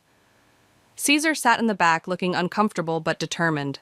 Lexi entered in handcuffs, wearing prison orange. She'd lost weight, her designer highlights growing out. When she saw me, her eyes filled with tears. The judge cleared his throat. Ms. Lexi Horton, you stand convicted of multiple counts of fraud, identity theft, and wire fraud. Before sentencing, you may make a statement. Lexi stood shakily. I've had time to think in jail, about who I am and what I've done. To the investors, I'm sorry. To my fiancé, I'm sorry. To my parents, I'm sorry. She turned to face me. And to my sister, I'm most sorry to you. I didn't steal your business because I needed it. I stole it because I wanted to be you, strong, successful, respected. But I took the easy way, and I destroyed everything. The judge nodded. Given your cooperation in recovering funds and your guilty plea, I sentence you to 5 years in federal prison, followed by 3 years of supervised release. You will continue to make restitution to your victims. Mom started crying. Dad held her hand. Bailey squeezed my shoulder. As they led Lexi away, she called out, Livia, the journals. In my room. Please read them. That evening, I sat in my childhood bedroom reading Lexi's journals. Pages and pages of comparison, jealousy, and twisted admiration. The last entry, dated just before the theft, read, Maybe if I take her life, I'll finally be worth something. A text from Caesar. Just checked on the last investor repayments. Your parents' house sale covered 60%. I'm selling the ring to help with the rest. Another from Eugene. Final paperwork filed. Your company's legally protected now. No one can ever transfer ownership without multiple verifications. And finally, one from Bailey. Mom's settling into the apartment. Dad's talking about therapy. For all of us, if you're interested. I closed Lexi's journal and looked around my old room. Photos of two sisters who used to share secrets and dreams. Now one sat in prison while the other picked up the pieces. My phone buzzed again. Margaret, thank you for being there today. Healing starts with truth. I texted back, thank you for showing me what strength looks like. Standing up, I gathered Lexi's journals. 5 years was a long time, long enough for healing, maybe even forgiveness, but not today. Today was for rebuilding, one piece at a time. As I left my childhood home for the last time, I deleted the draft message I'd been holding on to. I forgive you. Some words needed to be earned, not given. And Lexi had 5 years to earn them. The morning sun streamed through my office windows as I reviewed the final investor repayment reports. Every cent had been returned, with interest. The last check, written by Dad from his retirement fund, had cleared yesterday. My phone buzzed, a text from Bailey. Turn on the news. I clicked the TV on just in time to see Lexi being interviewed from prison. She looked different, humbler, her designer aesthetic replaced by simple prison clothes and no makeup. I deserved this sentence, she was saying. My sister wasn't just protecting her business, she was protecting people from me. I see that now. Valeria walked in, carrying coffee. Is that? Yeah, I muted the TV. First interview since sentencing. Have you read her letters? I glanced at the stack of unopened envelopes on my desk. One for every week she'd been inside. Not yet. Your mom called, Valeria said softly. The therapy sessions are helping. Your dad's even starting to smile again. The intercom buzzed. Miss Horton, Margaret is here to see you. Margaret walked in, looking energized. Behind her came several other former investors. We have a proposal, she said, sitting down. Those of us who got our money back, we want to reinvest.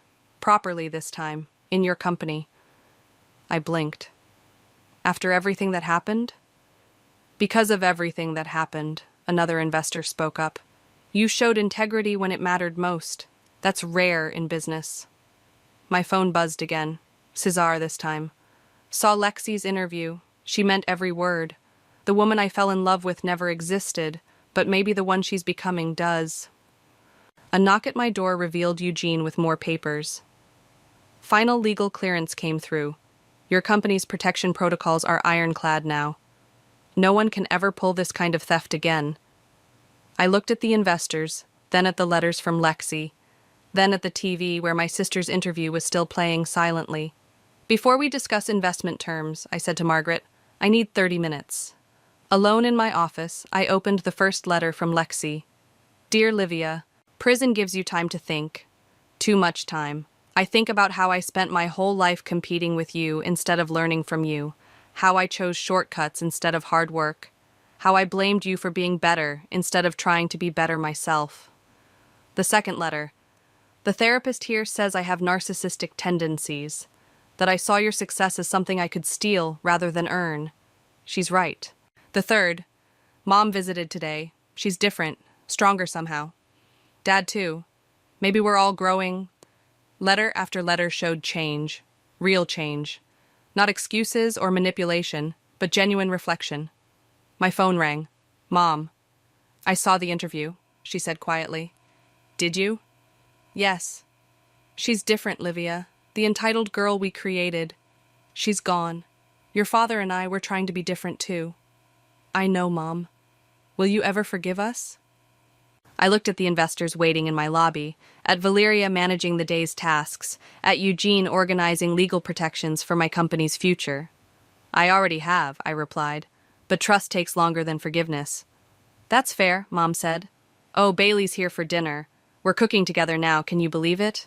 Would you like to join us? I thought about declining, about maintaining distance, but healing happens in small steps. Text me the address, I said. I'll bring dessert. After hanging up, I buzzed Valeria. Send the investors in and call Margaret's financial advisor. We'll need help structuring this properly. As people filed in, I opened my laptop to draft one final email. Dear Lexi, I saw your interview. I've read your letters. You're right. You deserved consequences. But you also deserve the chance to rebuild, just like I did. Just like our family is doing. I can't forget what happened, but I'm choosing to focus on what's happening now. Mom and Dad are healing. The investors are whole. My business is stronger. And you're finally doing the work to become someone better. I'm not ready to visit yet, but I'm ready to read your letters. Keep writing. Livia. I hit send, then turned to the investors. Let's talk about building something together. The right way this time. As the meeting began, I glanced at the TV. They were replaying Lexi's final quote. Success isn't something you take, it's something you earn. I learned that the hard way, but I learned it. I turned back to my future, ready to earn whatever came next. The invitation sat on my kitchen counter like a ticking bomb. You are cordially invited to celebrate the union of Alexis and Nolan. I read those words 20 times, each repetition feeling like a knife twisting deeper into my chest. My sister and my ex-husband. The universe really does have a sick sense of humor. I'm Peyton, and 6 months ago, my biggest concern was whether to repaint my living room sage or olive green. Now, I'm standing here, holding an invitation that's shattered my entire world. You need to come to dinner tonight, my mother had said on the phone this morning, her voice carrying that familiar tone of forced cheerfulness. Both girls together like old times. Old times. Before Nolan. Before the divorce. Before my sister became the other woman. The rest of dinner passed in a blur of wedding talk and forced pleasantries. As I drove home later, that note burned a hole in my pocket. A.M. The initials sparked something in my memory, a name I'd seen on some paperwork during the divorce proceedings. I pulled into my driveway and sat there, engine idling. The old Peyton would have cried herself to sleep tonight. The old Peyton would have accepted this betrayal as her lot in life. But I'm not the old Peyton anymore. I pulled out my phone and scrolled through my contacts until I found the number I needed. It rang twice before a familiar voice answered. Theo, it's me. Remember when you said you knew a good private investigator? I need that number, now. You're telling me you found this in your mom's bathroom? Theo pushed his coffee aside and leaned closer to examine the note I'd found. We were sitting in our usual corner of the local cafe, away from curious ears. It has to mean something, right? I spread out several other papers on the small table. Old bank statements, tax documents, anything I'd kept from my marriage to Nolan. AM keeps showing up in these transactions, but I can't figure out who they are. Theo ran his fingers through his dark curls, a habit he'd had since college. And you're sure you want to go down this rabbit hole? Sometimes letting go is, he's marrying my sister, Theo. I cut him off, my voice sharper than intended. This isn't about letting go anymore. This is about protecting her from whatever he's planning. Okay. He held up his hands in surrender. I'll text you Manuel's number. He's the best PI I know, but he's intense. My phone buzzed with the contact. I stepped outside to make the call, pacing the sidewalk as it rang. Manuel Kelly, a gruff voice answered. Hi, I'm Peyton. Theo gave me your number. I need help investigating someone. Meet me at Harrison's Diner in an hour. Bring everything you have. He hung up before I could respond. I turned to find Theo watching me through the cafe window, concern etched on his face. Back inside, I gathered my papers. He wants to meet now. I'm coming with you, Theo said, already standing. You don't have to. Yes, I do. Because the last time you had that look in your eyes, you ended up dyeing your hair pink and buying a motorcycle. That was 10 years ago, and I'm still traumatized. Harrison's Diner was nearly empty when we arrived. Manuel was easy to spot, a compact man with sharp eyes and a laptop that had seen better days. He gestured us over, without looking up from his screen. Show me what you've got, he said as we slid into the booth. I spread everything out, explaining about the note and the mysterious AM. Manuel's fingers flew across his keyboard as I talked. These transactions, He pointed to several entries on my old bank statements. They're structured to stay just under reporting limits. Classic money laundering technique. My stomach lurched. Money laundering? Your ex-husband's been busy. Manuel turned his laptop around. Look familiar? On the screen was a photo of Nolan shaking hands with a man outside an office building. The timestamp showed it was from last week. That's Andrew Morrison, Manuel said. He's been investigated twice for securities fraud, but nothing stuck. Want to guess what his initials are? AM, Theo whispered. My phone chimed. A text from Alexis. Dress shopping tomorrow? Please come. I need my big sister. I showed it to Theo, who squeezed my hand under the table. There's more, Manuel said, typing again. Your ex-husband's name is connected to a shell corporation called Vertex Enterprises. Established 3 months before your divorce, primary shareholder is listed as AM Holdings. How much would it cost to dig deeper? I asked. Manuel named a figure that made me wince, but I nodded. Do it. Peyton, Theo started, but I shook my head. I've got money saved. This is worth it. As we left the diner, my phone rang. Unknown number. Hello? Is this Peyton? A woman's voice, unfamiliar and nervous. I worked with Nolan at his old firm. There's something you should know about the offshore account. What offshore account? The one in the Caymans, under his grandmother's maiden name. I shouldn't be calling, but when I heard he was getting married again, just check the transfers from March 15th. That's all I can say. The line went dead. Theo was watching me. What was that about? I found myself driving to my childhood home that evening, muscle memory guiding me through familiar streets while my mind raced. The moment I walked in, I knew something was wrong. The dining room table was set with Mom's best china, the set she only uses for special occasions. Peyton! Alexis rushed forward, practically bouncing. Her left hand was conspicuously hidden behind her back. I'm so glad you came. What's going on? I asked, though deep down I already knew. I don't know, I said slowly, but I think we just found our first real lead. My phone chimed again. Another text from Alexis. Found the perfect place for dress shopping. Mom's coming too. Please say yes. I stared at the message, my throat tight. Tomorrow, I'd have to smile and ooh and ah over wedding dresses while knowing my sister's fiancé might be involved in serious financial crimes. What are you going to do? Theo asked softly. I typed back. Wouldn't miss it. See you tomorrow. I'm going to play along, I told Theo, my voice steady. And while they're planning their perfect wedding, we're going to find out exactly what Nolan's been hiding. We? Yes, we. Unless you've got better plans for the next few months? Theo sighed dramatically. Well, I was planning to finally learn macrame, but I suppose exposing your ex-husband's potential criminal empire takes priority. As we walked to our cars, Manuel's text arrived. Found something interesting in Vertex's tax records.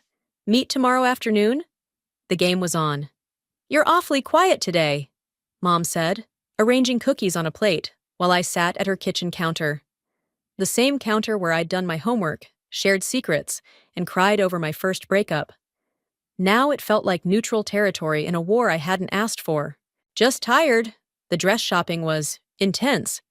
I picked up a cookie but didn't eat it. Watching Alexis try on wedding dresses had been like experiencing an out-of-body experience, surreal and slightly nauseating. She looked beautiful in that lace one, didn't she? Mom's voice softened.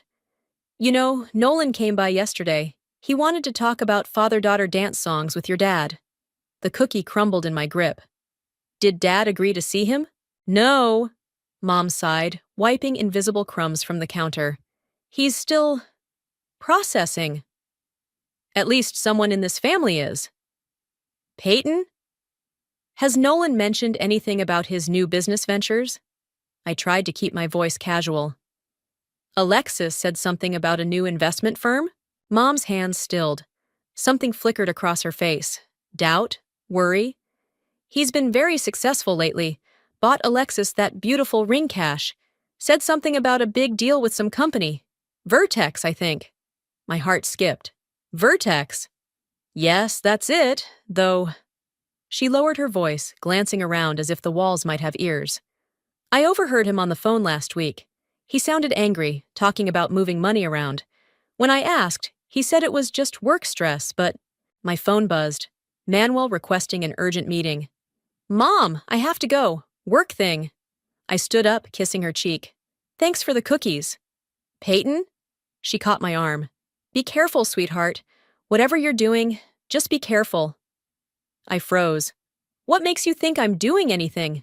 Because you're my daughter, and you've got that same look you had when you were 7 and caught your sister stealing from your piggy bank. You didn't confront her.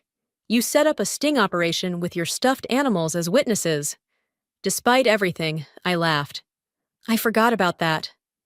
Just remember, the truth always comes out. Sometimes it's just a matter of waiting for the right moment. 20 minutes later, I walked into Manuel's office, a small space above a laundromat that smelled faintly of fabric softener. Theo was already there, looking at something on Manuel's computer. Show her, Theo said without looking up. Manuel turned his monitor. Meet Andrew Morrison's wife, Amanda Morrison. The photo showed an elegant woman at a charity gala. Standing next to her was Nolan, his hand on her lower back, far too intimate for a business relationship. When was this taken? 2 months before your divorce. The pieces started falling into place. AM wasn't just Andrew Morrison, it was Amanda too. There's more, Manuel said, pulling up financial records. Vertex Enterprises has been moving large sums through various accounts. The pattern suggests they're collecting investments for a non-existent fund. A Ponzi scheme, Theo explained, seeing my confusion. And my sister's about to marry into it. I sank into a chair. How much money are we talking about? Mom appeared from the kitchen, wiping her hands on her apron. Sit down, honey. We're just waiting for one more person. The doorbell rang, and my stomach dropped. I heard his voice before I saw him. That smooth, confident tone that once made my knees weak. Now it just made me nauseous. Millions. Manuel's expression was grim. And based on these transactions, they're getting ready for something big. The wedding might be a cover, a way to appear stable and trustworthy to potential investors. My phone lit up with a text from Alexis. Nolan's planning a surprise engagement party next week. Don't tell Mom.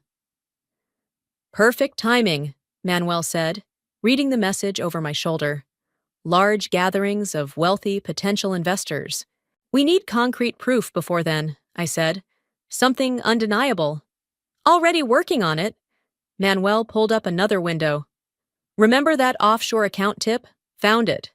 The transactions on March 15th were interesting. Large transfers to an account belonging to one Amanda Morrison. The wife? Theo leaned forward. Why would Nolan be sending her money? Blackmail, maybe? I suggested. Or paying for silence? My phone buzzed again. Mom this time. Found something odd in the attic. Old papers of Nolan's from when you were married. Should I keep them? Tell her yes, Manuel said quickly. Those could be important. As I typed my response, another message came through. This one from an unknown number. Engagement party, back room of Morrison's office, 8 p.m., bring proof. Amanda, I breathed. It has to be. It's a trap, Theo warned. Or it's our chance. I looked at Manuel. Can you get me everything you have by next week? He nodded slowly. It'll cost extra for the rush. Do it. I stood up, suddenly energized. Theo, I need you to be my +1 at an engagement party. Wouldn't miss it. He grinned. Should I wear my I'm with the whistleblower t-shirt? For the first time in weeks, I felt like I was standing on solid ground. The truth was coming together, piece by piece. Now I just had to survive an engagement party long enough to expose it. Are you sure about this? Theo adjusted his tie as we sat in my car outside the upscale restaurant where the engagement party was being held. The manila envelope on my lap felt heavier than it should. No, I admitted, checking my lipstick in the rearview mirror. But we're doing it anyway. The valet took my keys, and we walked into LeBlanc, where Nolan had proposed to me 4 years ago. The irony wasn't lost on me. "Peyton!" Alexis rushed over, champagne in hand. "You came, and you brought Theo!" She hugged us both, the diamond ring on her finger catching the light. "Nolan's just finishing up a business call. Come meet everyone." She dragged us through the crowd of well-dressed guests. I recognized several faces from Nolan's old firm, plus a few new ones who must be Vertex investors. Andrew Morrison stood near the bar, his wife Amanda beside him in a red dress that probably cost more than my car. 8 o'clock, Amanda mouthed when our eyes met, gesturing subtly toward a hallway. "I need some air," I told Theo, patting the envelope hidden in my clutch. "Cover for me? Be careful," he whispered, then loudly said, "Don't forget your jacket in the car." I slipped down the hallway, following the signs to Morrison's private office. The door was unlocked. Amanda stood by the window, drinking straight from a bottle of expensive scotch. "Close the door," she said without turning around. I did. "Why help me?" "Because your sister isn't the only one being played." She turned, mascara slightly smudged. "Show me what you have." I pulled out Manuel's documents. Bank transfers, shell companies, proof of the Ponzi scheme. "But you already knew about that, didn't you?" "I knew something was wrong when Andrew started moving our personal assets offshore." She picked up the papers with manicured hands. "Then I found out about Nolan and the others."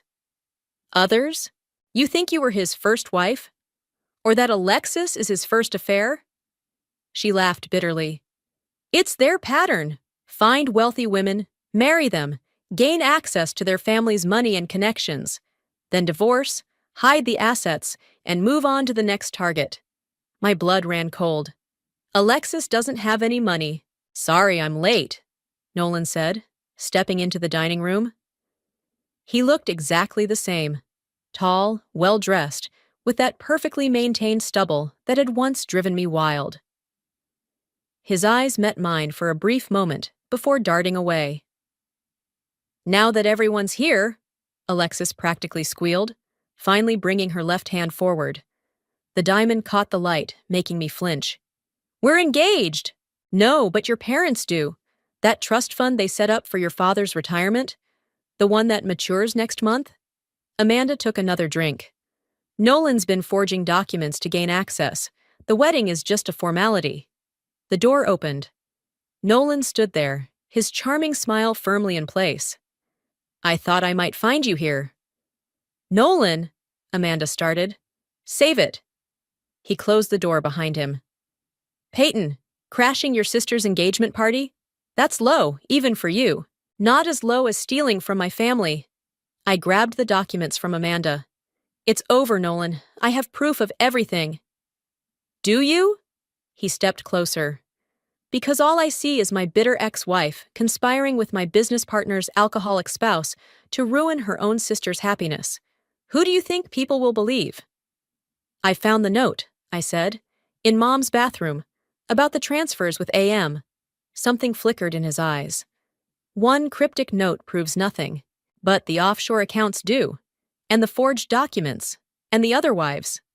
"You're bluffing." "Try me." I pulled out my phone. "One call to the SEC, and it all comes crashing down." He moved faster than I expected, grabbing my wrist. "You have no idea what you're dealing with." "Let her go." Theo stood in the doorway, phone raised. "I've been recording everything. One wrong move, and this goes live to every guest out there." Nolan released me, straightening his tie. "This isn't over." Actually, it is." Amanda stepped forward. "Because I've been wearing a wire for the FBI for the past month. They have everything they need." The color drained from Nolan's face. In the distance, we could hear commotion from the main room. "That would be the federal agents," Amanda said, suddenly sober. "They're probably talking to Andrew right now." Nolan bolted for the door, but Theo blocked his path. "Going somewhere?" 2 FBI agents appeared behind Theo. "Mr. Nolan, we need you to come with us." As they led him away, I turned to Amanda. "Why didn't you tell me about the FBI?" "Couldn't risk it. Needed your investigation to play out naturally." She smiled sadly. "Besides, I figured you deserved your own shot at justice." We walked back to the main room together. Alexis stood in the center, tears streaming down her face as agents interviewed guests. When she saw me, her expression crumpled. "Did you know?" she whispered. "About all of this?" I handed her the envelope. "I was trying to protect you." She stared at the documents, then at me, then back at the chaos around us. "I need a drink." "I know a place," Theo said gently, "and I think both of you could use one." As we left the restaurant, I glanced back at the scene we'd created. Sometimes I realized the best revenge isn't about getting even. It's about exposing the truth, no matter how much it hurts. "He's out on bail!"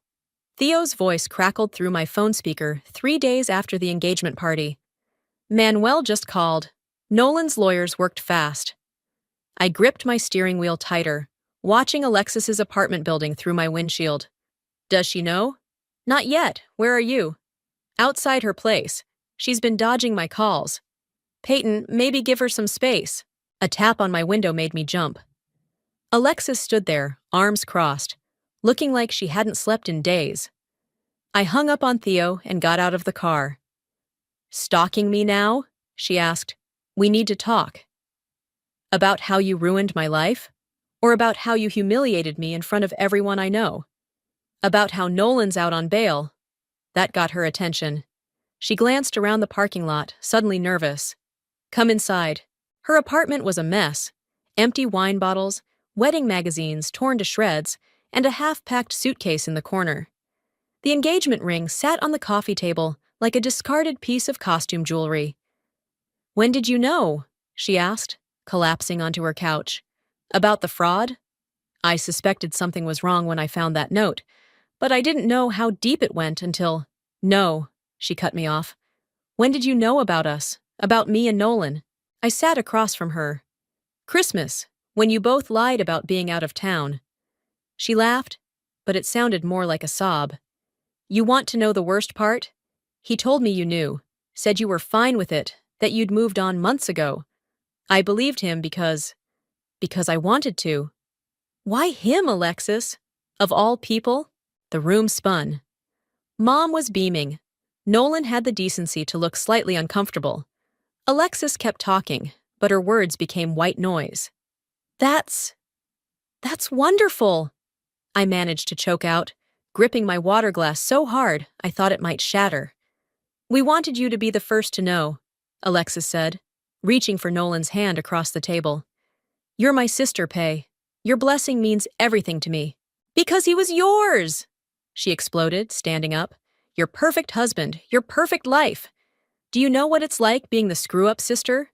The one who can't hold down a relationship or a job? The one Mom's always worried about?" "Is that what you think? That my life was perfect?" I stood too, anger finally breaking through. "He cheated on me with 3 different women before you. He emptied our joint accounts. He made me feel crazy for suspecting anything." "I didn't know," she whispered. "About the other women. About any of it." "Because you didn't want to know." The words came out harsher than intended. My phone buzzed. A text from Manuel. "Nolan spotted heading your way. Get out now." "We need to leave," I said, showing her the message. "I'm not going anywhere with you." "Alexis, please!" A knock at the door made us both freeze. "Alexis!" Nolan's voice. "Baby, I can explain everything." Alexis moved toward the door, but I grabbed her arm. "Don't. Let go of me. He's using you to get to Mom and Dad's trust fund. The wedding was just a cover." The knocking got louder. "I know you're in there. Both of you. We need to talk." Alexis yanked her arm free. "Maybe I want to hear his side." "His side?" "The FBI has recordings, bank statements, testimonies from other women he's scammed. What more do you need?" "You don't understand," she said, tears streaming down her face. "I love him." "No, you love who you thought he was, just like I did." The door handle jiggled. Nolan must have kept a key. I grabbed Alexis's hand. "Fire escape, now!" For a moment, I thought she'd refuse. Then the door started to open, and she ran with me to the window. We climbed out just as Nolan entered the apartment. "Alexis!" he called after us. Don't listen to her. She's trying to turn you against me. We clattered down the metal stairs, my heels making too much noise. I could hear him following. My car's around the corner, I panted. Wait. Alexis stopped suddenly. The ring. I left it inside. Seriously? It's evidence, isn't it, of the fraud? I stared at my sister, really looked at her. And for the first time in months, I saw the sharp, clever girl I grew up with. Back entrance, she said. He doesn't know about it. Through the laundry room. We doubled back, slipping through the building's service entrance. Alexis used her key to access the stairs, and we crept back up to her floor. He'll be checking the street, she whispered as we eased her apartment door open. The ring still sat on the coffee table. Alexis grabbed it, along with a stack of papers from her desk. His investment proposals, the ones he wanted me to show Dad. Footsteps thundered down the hallway. We ducked into her bedroom just as Nolan re-entered the apartment. Think, I muttered, looking around. My eyes landed on her closet, and the access panel to the neighboring unit I knew was empty. As Nolan's footsteps approached the bedroom, I pulled Alexis toward the closet. For the first time since this whole mess began, we moved in perfect sync, like when we were kids playing hide and seek. Maybe that's what we needed, to remember who we were before Nolan came between us. You girls did what? Mom's voice echoed through her kitchen as Alexis and I sat at the familiar counter, still breathless from our escape. We'd crawled through the access panel, sprinted down 3 flights of stairs, and driven straight here. We had to, Alexis said, spreading out the investment documents we'd grabbed. Look at these, Mom. The signature at the bottom. It's Dad's. But he never signed these. Mom adjusted her reading glasses, hands trembling slightly as she examined the papers. These are dated last week. Your father was in the hospital for his knee surgery then. Exactly. I pulled out my phone, showing her the photos Manuel had sent. Nolan's been forging signatures, setting up fake investment accounts. The wedding was just a way to get closer to the family money. I should have seen it, Alexis whispered. All those meetings he wanted with Dad about investment opportunities. The way he kept asking about the trust fund. The doorbell rang, making us all jump. Back door, Mom said immediately, her voice steady. Go, I'll handle this. Mom, I stood up abruptly, my chair scraping against the hardwood floor. Excuse me, bathroom. I barely made it to the upstairs bathroom before the tears came. Leaning against the sink, I caught my reflection in the mirror, pale, shocked, betrayed. My hand brushed against something as I reached for a tissue. A small box had fallen from the medicine cabinet, spilling its contents across the counter. Now, girls. We slipped out through the kitchen just as Mom opened the front door. Nolan's voice drifted through the house. Andrea, I'm so sorry to bother you, but I'm looking for Alexis. There's been a terrible misunderstanding. We crouched behind Mom's garden shed, listening. She's not here, Nolan. Mom's voice was ice cold. And if she was, I wouldn't tell you. Andrea, please, you know me. I love your daughter. Which one?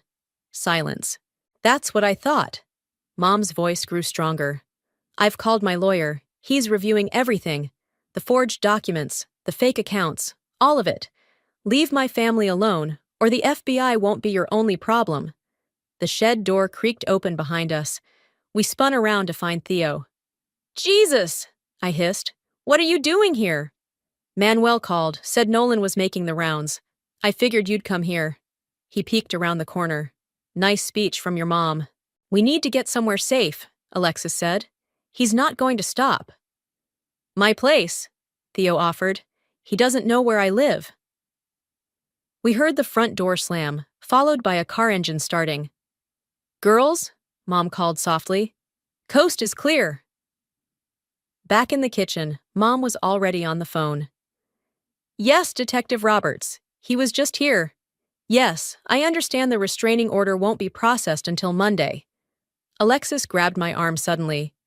The wedding venue. What? I never canceled it. The deposit, the guest list, everything's still set for next Saturday. Her eyes were wide. He's been calling all morning about keeping the date. Why would he care about the venue now? Theo asked. The answer hit me like a truck. The investors. He invited all of Vertex's biggest investors to the wedding. It's his last chance to collect money before everything falls apart. Mom hung up the phone. The detective says they're building their case, but it could take weeks. We don't have weeks, Alexis said. We have 7 days. Theo pulled out his laptop. Manuel sent over everything he has on the wedding guests. Look, half of them are high-net-worth individuals connected to Vertex. He's going to take their money and run, I realized. The wedding was never going to happen. It was just a cover for one final investment meeting. Then we use it against him, Alexis said firmly. Keep the venue. Let him think it's still happening. Alexis, no, Mom started. Yes! She stood straighter, looking more like herself than she had in months. He used me to get to this family. Let me help take him down. My phone buzzed. Amanda. FBI moving too slow. Nolan planning something big at wedding. Need your help. I showed them the message. It's dangerous, Theo warned. So is letting him do this to another family, Alexis countered. She turned to me. I know I have no right to ask for your help after everything. Stop! I grabbed her hand. You're my sister. We're doing this together. Mom sighed heavily. Your father is going to kill me for this, but... She pulled out her phone. I'm calling in a favor from Uncle Jack at the security firm. Theo was already typing. I'll contact Manuel, get everything set up. One condition, I said to Alexis. No more secrets between us. Ever. She nodded, tears in her eyes. Never again. We spent the next hour planning, turning the wedding venue into a trap. As we worked, I realized something. Revenge hadn't brought me peace, but working with my sister to expose the truth? That felt like justice. The wedding was still on, but this time, we were writing the ending. The Grand Plaza Hotel's ballroom sparkled with wedding decorations, each crystalline flower hiding a carefully placed camera or microphone. I adjusted my earpiece, disguised as a pearl earring, and smoothed down my bridesmaid's dress. Testing, testing! Theo's voice crackled in my ear. Everyone online? Copy, Manuel responded from his position at the bar, posing as a server. Ready? Came Amanda's voice. She sat with the other guests, wearing a wire beneath her designer dress. Security team in position, Uncle Jack confirmed. FBI standing by, Detective Roberts added. I watched Alexis pace in the bridal suite, still in her wedding dress. You don't have to go through with this, I told her. Yes, I do. She checked her makeup one last time. Did you see how many people are out there? All those potential investors, their life savings at risk. We have to stop him. Among the scattered items was a folded piece of paper. I recognized Nolan's handwriting immediately. Transfer complete. AM confirmed receipt. Everything's set for Phase 2. Just keep playing your part. The note was dated 3 months before our divorce. A knock at the door made me jump. Peyton? It was Mom. Are you okay, sweetie? I quickly pocketed the note. Fine, I called back, splashing cold water on my face. Just needed a minute. Heads up, Theo cut in. Nolan just arrived. He's gathering investors in the hotel's conference room. That's not part of the plan, I said. The evidence handoff was supposed to happen during the ceremony. Change of plans. Amanda's voice was tense. He's spooked, wants to collect the money before the wedding starts. Alexis grabbed my hand. We need to move now. No, I squeezed her hand back. Let me handle this. You've done enough. Peyton, trust me, please. She nodded slowly. I slipped out of the bridal suite and made my way to the conference room, my heels silent on the plush carpet. Through the partially open door, I could hear Nolan's smooth sales pitch. Guaranteed returns of 20% annually, but this exclusive opportunity closes today. I pushed the door open. 30 pairs of eyes turned to me. Sorry I'm late, I said brightly. Did I miss the part where you explain how you're using my sister's wedding as a front for investment fraud? Nolan's smile never wavered. Peyton, always the dramatic one. Everyone, my ex-wife seems to be having trouble letting go. Actually, I pulled out my phone. I'm having trouble understanding these bank statements. You know, the ones showing how you emptied joint accounts? Or these documents with my father's forged signature? Murmurs rippled through the crowd. She's obviously disturbed, Nolan said smoothly. Security? Oh, you mean Uncle Jack's team? I smiled. They're with us, along with the FBI agents posing as wedding guests.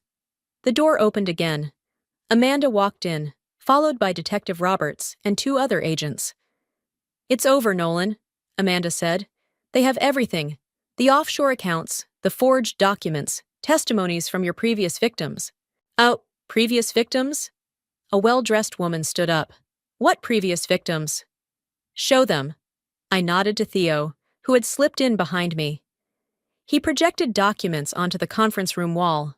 Bank records, court files, photos. Evidence of Nolan's past marriages, divorces, and frauds. This is ridiculous.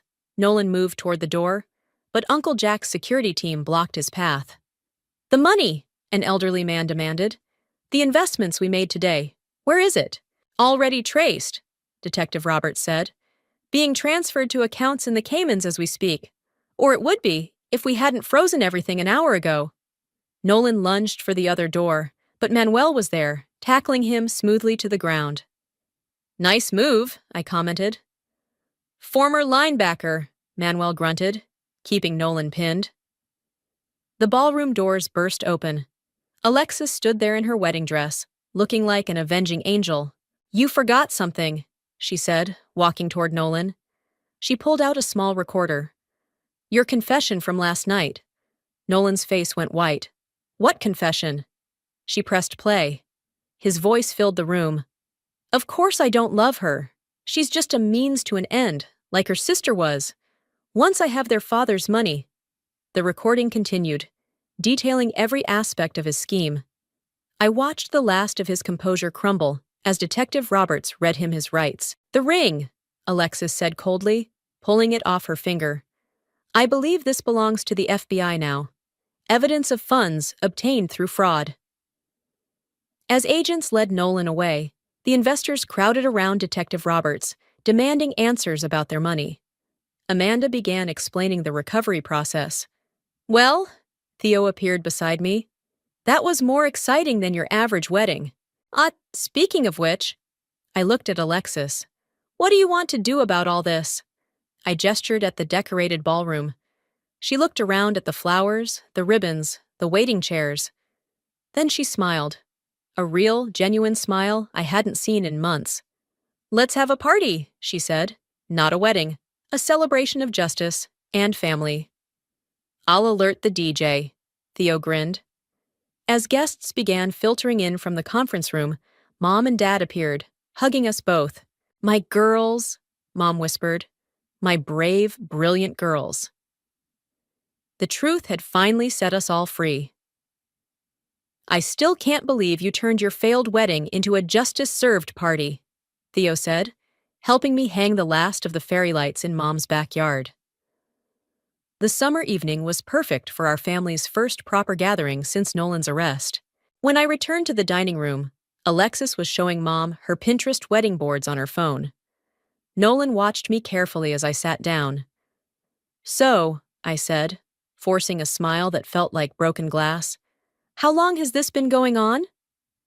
We reconnected at Christmas, Alexis said quickly. Too quickly. It just happened. Oh, better than letting all that food and champagne go to waste. Alexis called from the patio, where she was arranging platters. She'd traded her wedding dress for jeans and looked more like herself than she had in months. My phone buzzed. A text from Detective Roberts. Nolan took the plea deal. 15 years. No parole for 10. Thought you'd want to know. I showed the message to Alexis. Good, she said firmly. The restitution hearings start next week, right? Amanda's testifying first, I confirmed. She's helping track down his other victims. Mom emerged from the house carrying her famous lasagna. Less talk about him, more help with these dishes. The backyard slowly filled with people who'd supported us through everything. Manuel chatting with Uncle Jack about security techniques, Amanda showing Dad photos of her new private investigation firm, Friends and family who'd chosen sides and stuck by us. Package for Peyton? A delivery woman appeared at the gate. I signed for the small box, opening it to find a single key and a note. For the sister who never gave up. Love, A. Inside was the key to Amanda's office. She'd offered me a job as her partner. Take it, Alexis said, reading over my shoulder. You're good at this, uncovering the truth, helping people. What about you? I asked. Have you decided about the job offer? She grinned. Started Monday. Turns out financial fraud investigation units love hiring people with first-hand experience of investment scams. My daughters, the crime-fighting duo, Mom sighed, but she was smiling. Just promise me no more undercover operations at family events. No promises, we said in unison, then laughed. Really laughed, like we used to before everything went wrong. Theo clinked his glass. If I could have everyone's attention, I'd like to propose a toast. Everyone gathered around as he continued. To the strongest family I know, to truth that comes to light, to sisters who have each other's backs, and to justice that's better than revenge. To justice, everyone echoed. And to new beginnings, Amanda added, raising her glass. The FBI task force wants our help on another case, something about a series of wedding planner scams. Already on it, Manuel called out, waving his laptop. Got some interesting leads. See? Theo nudged me. The universe has a sense of humor after all. Dad cleared his throat. While we're making announcements, your mother and I have decided to start a foundation for victims of financial fraud. We're calling it Truth Funds. Really? Alexis's eyes widened. Really? Mom confirmed. And we'd like you both to help run it. If you're interested. I looked at Alexis, seeing in her eyes the same mix of emotions I felt. Gratitude for where we'd ended up, relief at having our family whole again, excitement for what came next. One condition, I said. We do it together. No more secrets, no more competition. Deal! Alexis hugged me tight. Partners? Partners! The party continued into the night, fairy lights twinkling like stars. I found myself by the old tree swing, watching everyone mingle and laugh. Penny, for your thoughts? Theo joined me, offering a glass of champagne.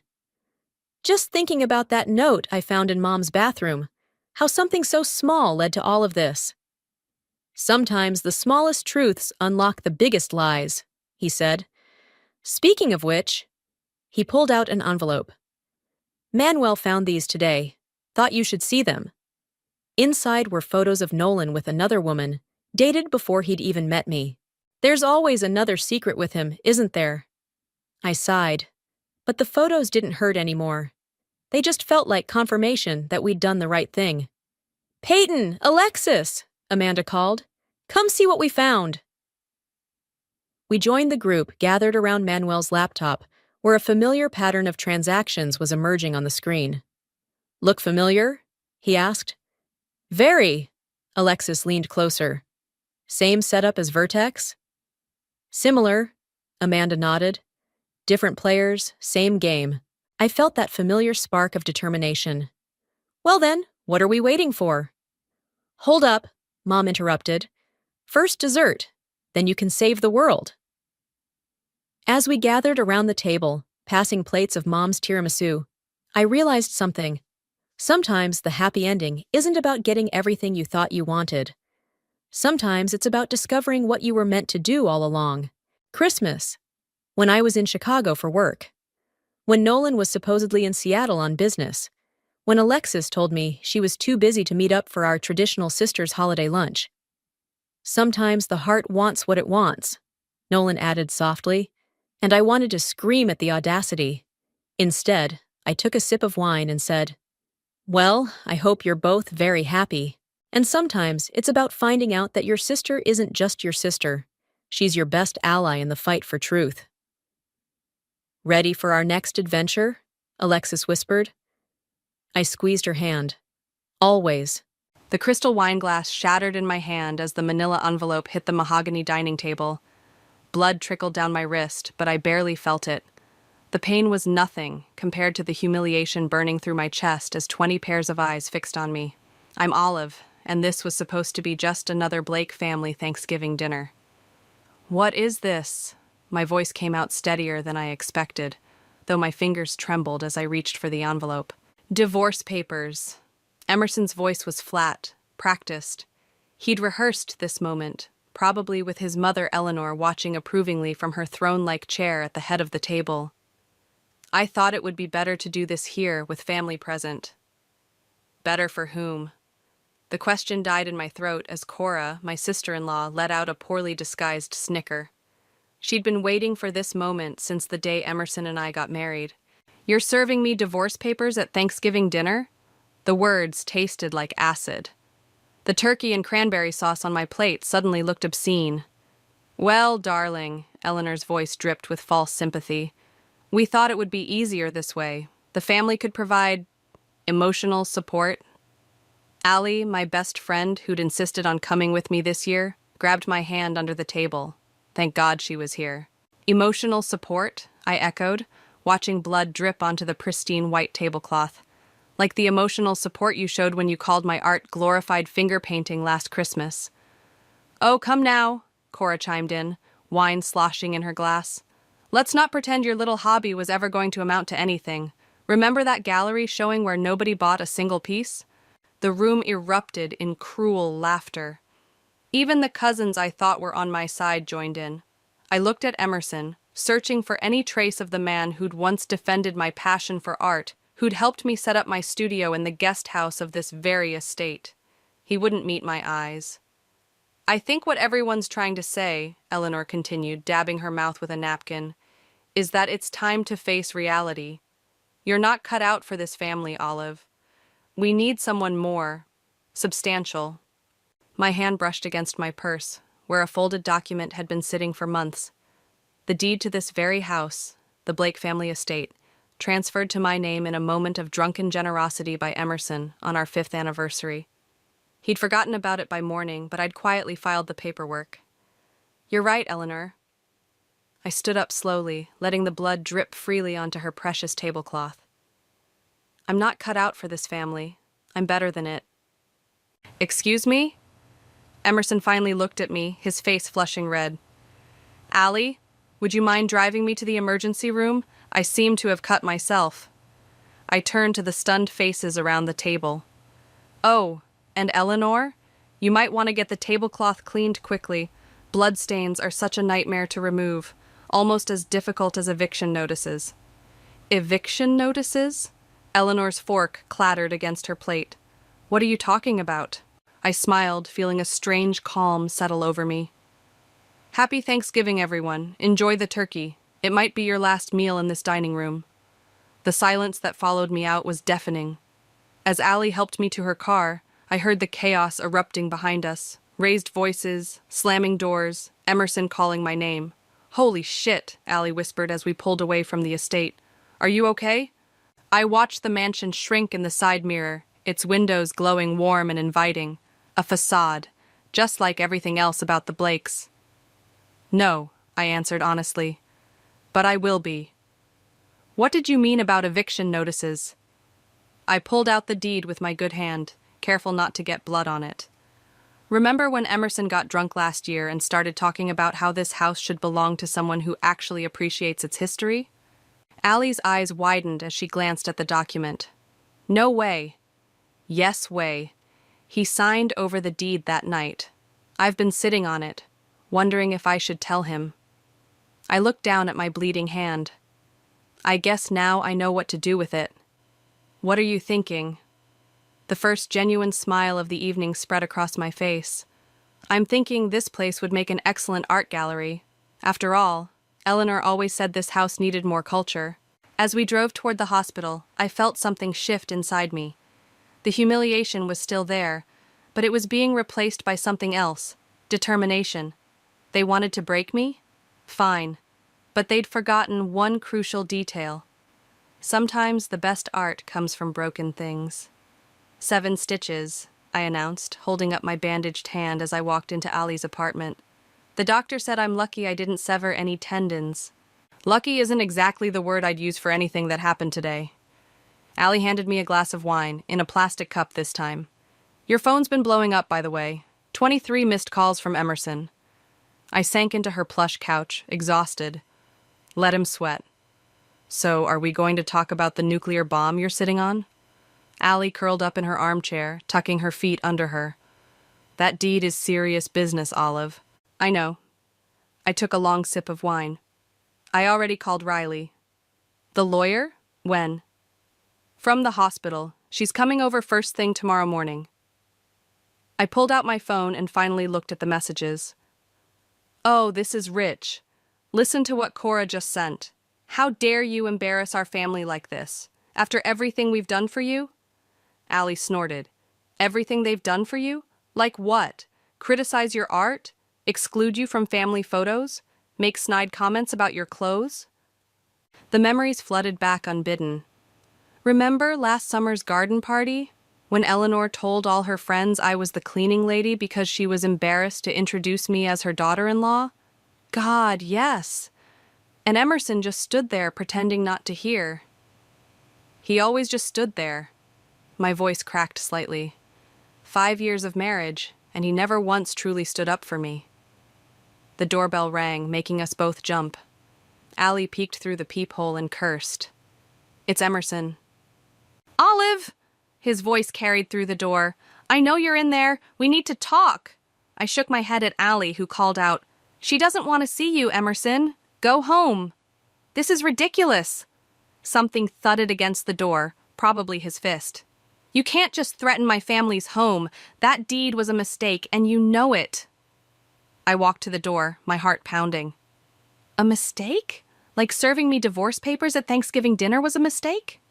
That's different. I was trying to... To what?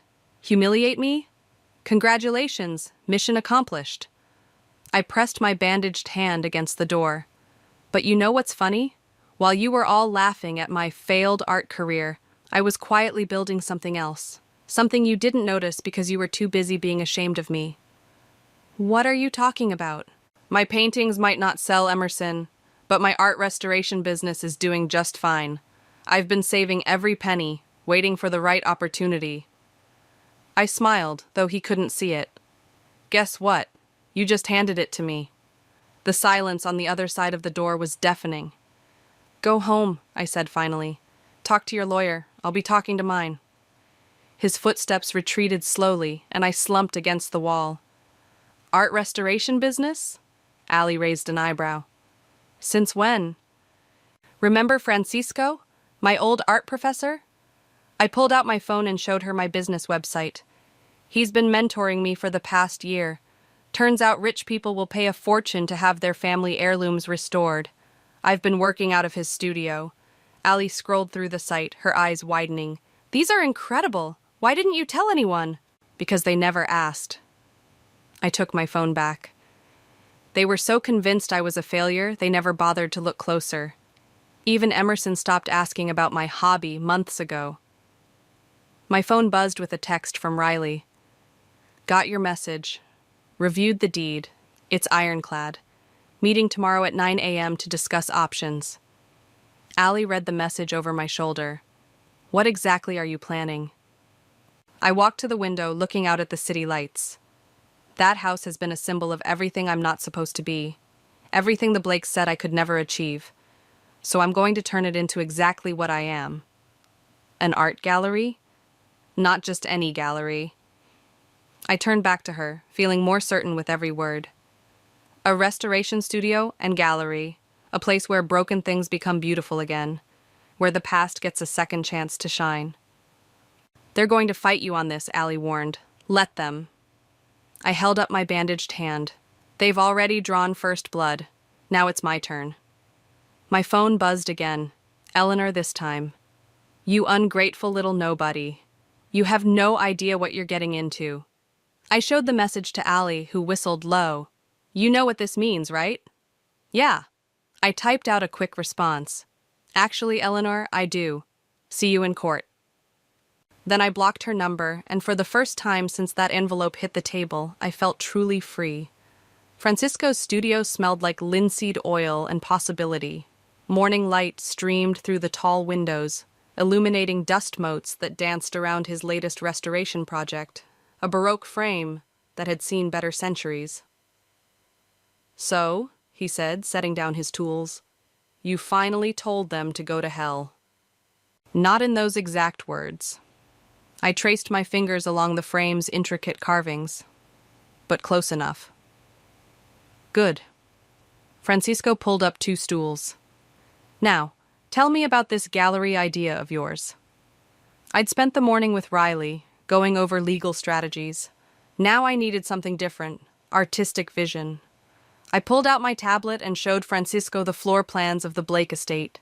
"The main hall could be the primary gallery space," I explained, zooming in. "Those windows face north, perfect lighting. And look at these side rooms." "Stop." Francisco held up a paint-stained hand. "You're thinking too small." "What do you mean?" "You're planning a gallery, yes? But what are you going to fill it with?" He gestured around his studio.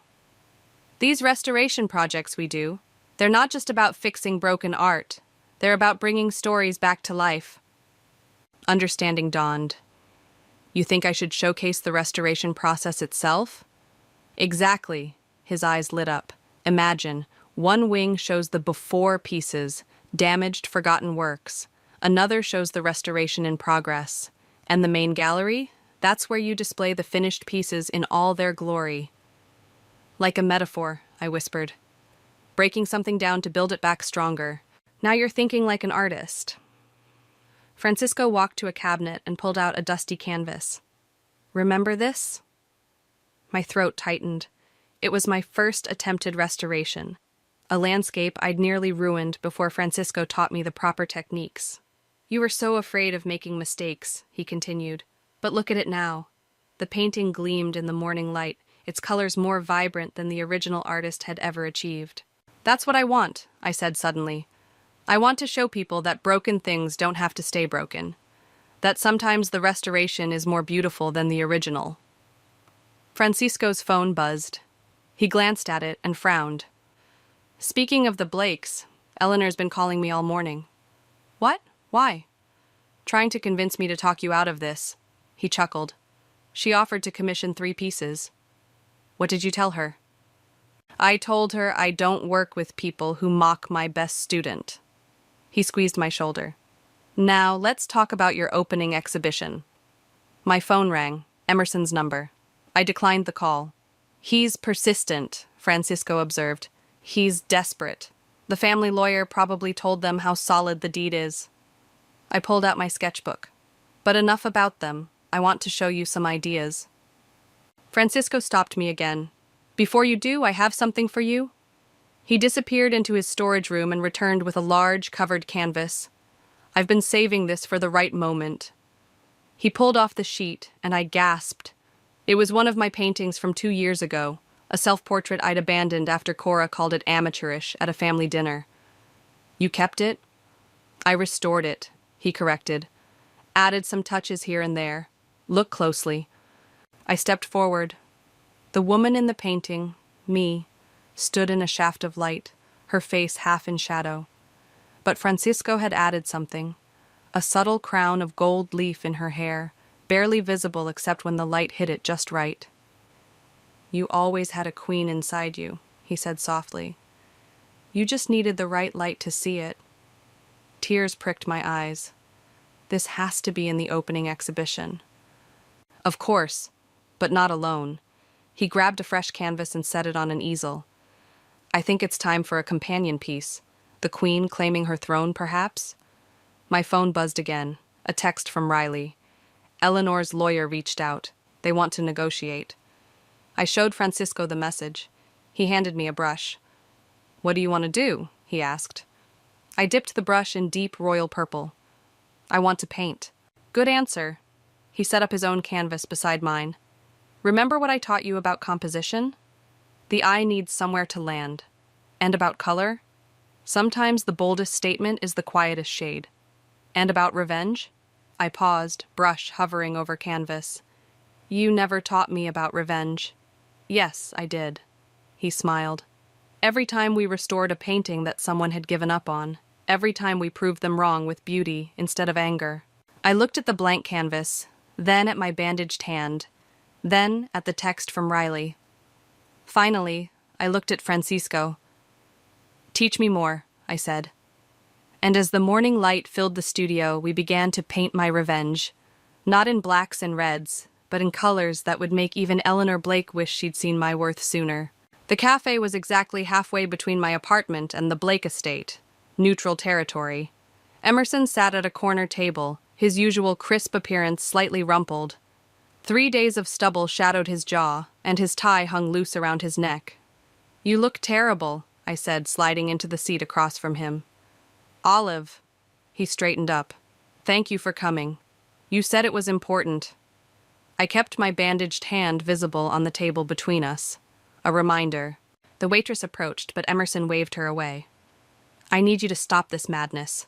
Mother is beside herself. The house has been in our family for generations." "Interesting." I tilted my head. "Is that what you told yourself when you planned to serve me divorce papers at Thanksgiving dinner? Mother would approve of this?" He had the grace to look uncomfortable. "That was poorly handled." "Poorly handled?" I laughed, drawing looks from nearby tables. "You humiliated me in front of your entire family." They laughed, Emerson. They laughed while I bled. "I never meant what? For me to fight back? For me to be anything more than the disappointing artist wife you could never quite bring yourself to defend?" He reached across the table for my hand. I pulled back. "I have an offer," he said, switching tactics. "The family is willing to buy the house from you. Name your price." Of course, everything was always about money with the Blakes. "Not interested." "Be reasonable, Olive. What are you going to do with a house that size? Turn it into some sort of—" He waved his hand dismissively. "Art space?" "Actually, yes."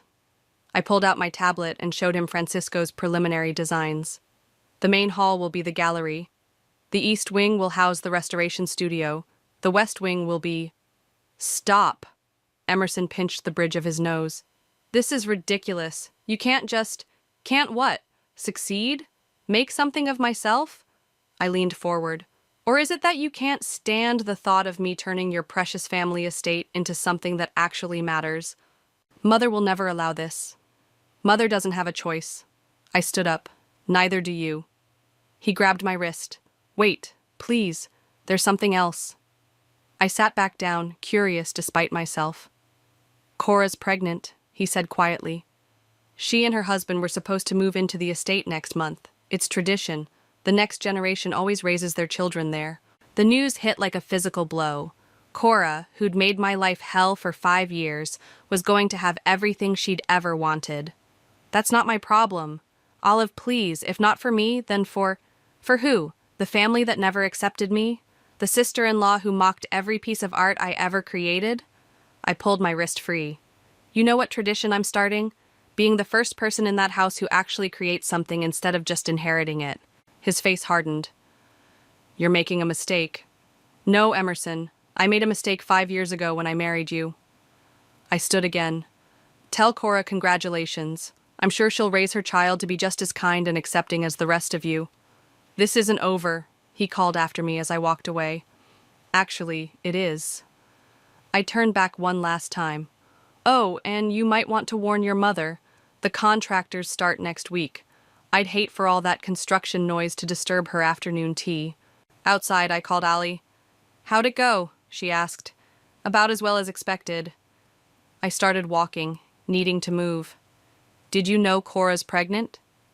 "What? No way." "Yeah, apparently I'm destroying some grand family tradition by not letting them raise the next generation of entitled Blakes in that house." "So what are you going to do?" I stopped at a red light, watching people rush past.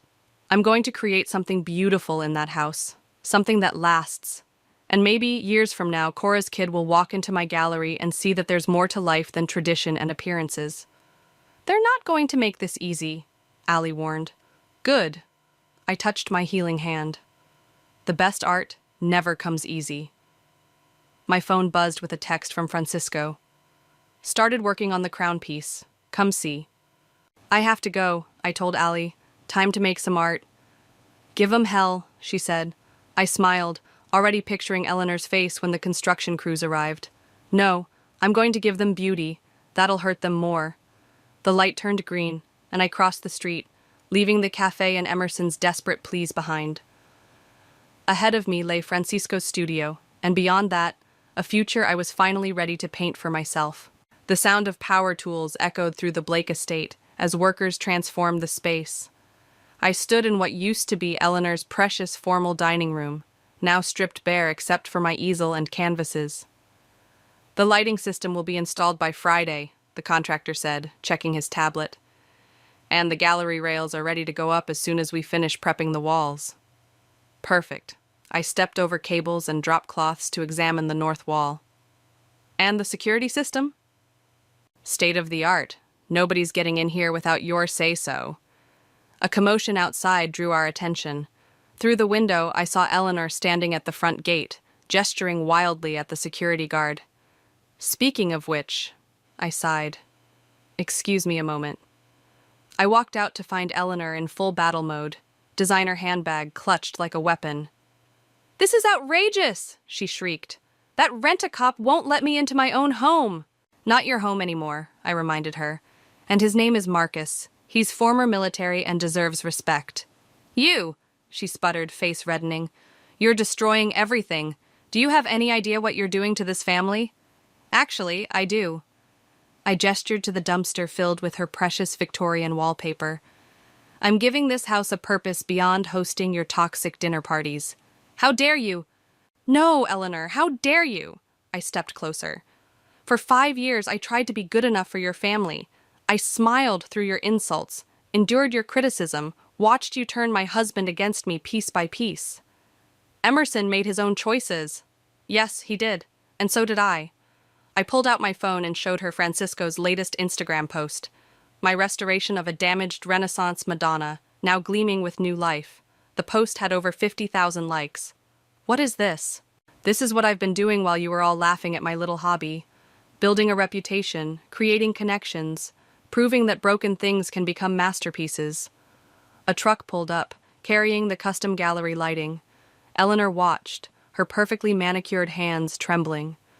"The opening is in 3 weeks," I continued. "Critics from every major art publication will be here. They're particularly interested in my piece about family betrayal. You know, the one inspired by Thanksgiving? You wouldn't dare. Watch me." I nodded to Marcus, who stepped forward. "Now, unless you'd like to be escorted off the property, I suggest you leave. I have work to do." As Eleanor stormed off, Francisco appeared beside me, carrying a fresh canvas. "Nicely handled," he said. "Ready to get back to work?"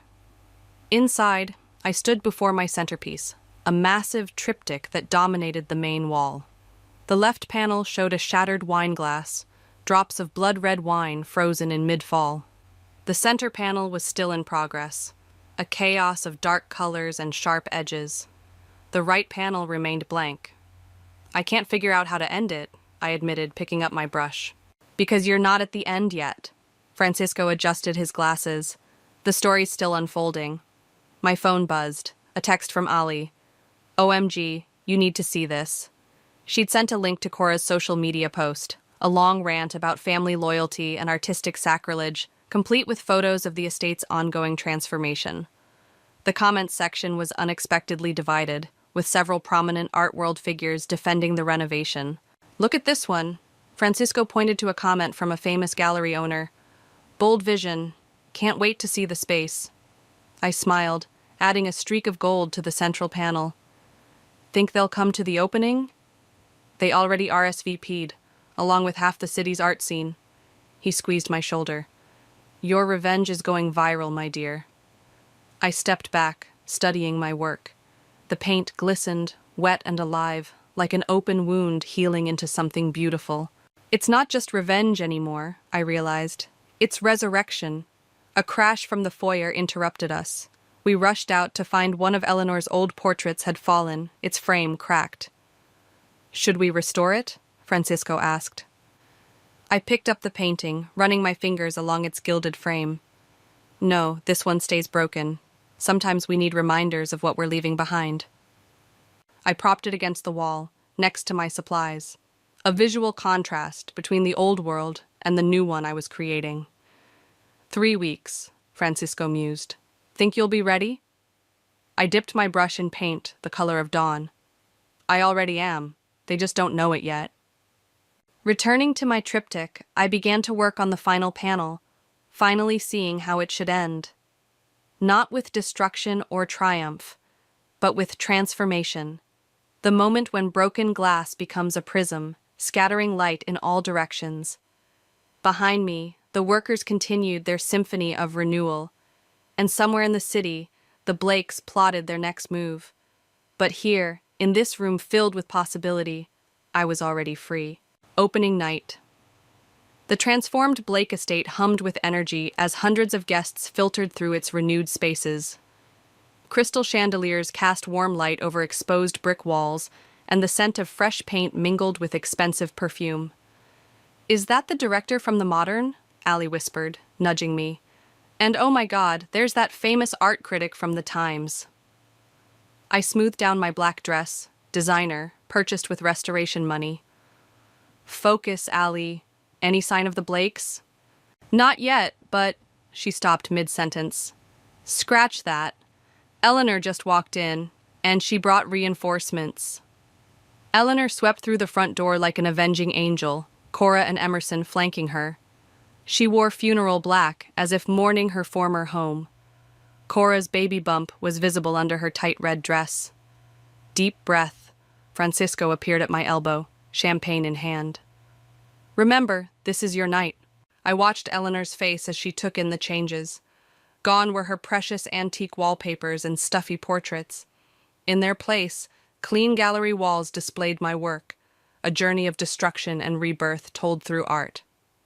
"Ladies and gentlemen," Francisco's voice carried across the crowd, "if I could have your attention, please. It's time for our artist to say a few words." The room quieted. I stepped onto the small platform we'd set up, feeling hundreds of eyes on me. Eleanor's glare could have frozen hell. "Thank you all for coming tonight," I began. "This house has a long history of tradition. For generations, it stood as a symbol of legacy and inheritance. Today, it begins a new chapter." I gestured to the walls around us. "Each piece you see tells a story of transformation, of taking something broken and making it not just whole again, but better. Different. True." The crowd murmured appreciatively. Several critics were taking notes. "And now," I continued, "I'd like to unveil the centerpiece of tonight's exhibition." 2 assistants pulled the black cloth from the triptych. Gasps echoed through the room. In the final panel, I'd painted what looked like thousands of shards of broken glass, each one catching and reflecting light differently, creating a kaleidoscope of color and possibility. "I call it Thanksgiving Grace," I said, looking directly at Eleanor. The art critic from The Times stepped forward. "The emotional depth is stunning, the progression from destruction to transcendence. Tell us, what inspired this piece?" Before I could answer, Eleanor's voice cut through the crowd. "I'll tell you what inspired it. Spite. Revenge. This entire spectacle is nothing but a tantrum from a woman who couldn't accept her place in our family." The room went silent. Cameras turned toward the drama unfolding. "You're right, Eleanor," I said calmly. "This is about not accepting my place. Because the place you tried to put me in was too small, too dark, too false." "How dare you?" "No." My voice rang out stronger. "How dare you come here and try to diminish this? Look around. Every person in this room sees the beauty I've created. Every critic, every collector, every artist. They all understand what you never could." "And what's that?" Cora sneered. "That true legacy isn't about preserving the past. It's about transforming it into something meaningful." I gestured to the triptych. Every broken piece in these paintings came from something real. That wine glass from Thanksgiving. Those shattered frames you threw away. Even the tears I shed. They're all here, made beautiful. The Times critic was scribbling frantically. Eleanor's face had gone pale. "You think you've won something here?" she hissed. "You've destroyed our home." "No, Eleanor, I've given it purpose." I picked up a glass of champagne. "To new beginnings." The crowd raised their glasses, effectively dismissing Eleanor's outburst. As conversations resumed, I watched Emerson lead his mother and sister away from the main gallery. Holy shit, Ali breathed. That was amazing. Francisco squeezed my shoulder. Look. A wealthy collector was placing a red dot next to the triptych. Sold, for more money than I'd ever seen in my life. Around the room, other red dots were appearing next to my pieces. Olive? A quiet voice behind me. I turned to find Emerson. The divorce papers are on your lawyer's desk, I said before he could speak. Signed. I know, He looked around the transformed space. I never knew you could do all this. You never looked. I turned away from him, toward a group of admirers waiting to speak with me. Goodbye, Emerson. As I moved through my gallery, my space, my creation, I felt lighter with each step. The Blakes had tried to break me, but they'd only succeeded in helping me create something extraordinary. The Times critic caught my eye and raised his glass. Behind him, through the window, I could see Eleanor's car pulling away into the night. Let her go, I thought.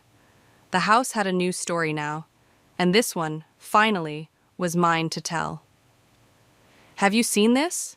Ali burst into my studio, waving her tablet. The Times review just dropped. I set down my restoration tools, carefully stepping away from the 18th century landscape I'd been working on. 1 week after the opening, and the buzz hadn't died down. Read it to me, I said, wiping my hands on my apron. In a stunning debut, artist and restoration expert Olive transforms family drama into transcendent art. The converted Blake estate now stands as a testament to rebirth, both architectural and personal. Ali looked up, grinning. It goes on like that for 3 paragraphs. My phone buzzed, Riley calling. Hold that thought. Turn on the news, Riley said without preamble. Channel 7. I grabbed the remote for the small TV I kept in the studio for background noise. The headline made my stomach drop. Prominent family faces financial scandal. Sources reveal that the Blake Investment Group has been under federal investigation for months, the reporter was saying. Eleanor Blake and her son Emerson are accused of mismanaging client funds. Oh my God. Allie's hand flew to her mouth. That's not all, Riley said through the phone. They've been using the estate as collateral for loans. If you hadn't gotten that deed when you did, the implications hit me like a physical blow. They would have lost the house anyway. Exactly. And any art or artifacts inside would have been seized as assets? On screen, footage showed Eleanor being escorted from her office building, head down, ignoring reporters' questions. Emerson was nowhere in sight. Where's Emerson? I asked Riley. Word is he's cooperating with investigators. Turned on his mother to save himself. Of course he had. Emerson had always been good at saving himself. My other line beeped, Cora's number. After a moment's hesitation, I switched calls. What do you want, Cora? Please. Her voice was thick with tears. I need your help. Why would I help you? Because I'm about to lose everything. She broke down, sobbing. The baby. I don't have anywhere to go. Francisco walked in, took one look at my face and mouthed, What's wrong? I held up a finger. Cora, I know I was horrible to you, she cut in. I was jealous. You had real talent, real passion, and I just had family money. Money that turned out to be stolen. I closed my eyes, remembering all the times she'd mocked my art, my dreams, my very existence in her perfect world. The guest house, I said finally. It's small, but it's clean. You can stay there until you figure things out. Silence on the line, then quietly, Why would you do this? Because I'm not you. I looked at my triptych hanging on the studio wall. And because sometimes broken things deserve a chance to be rebuilt. After hanging up, I filled Francisco and Ali in on everything. You're really going to help her? Ali asked incredulously. The guest house is where I used to paint, I said, running my hands over the antique frame I'd been restoring. It's where I learned who I really was, despite everything they did to break me. Maybe Cora needs that too. Francisco nodded approvingly. Speaking of rebuilding, He pulled out a newspaper clipping. The city's Historic Preservation Society wants to hire us. Apparently our work here has impressed them. My phone buzzed again. Another text from Riley.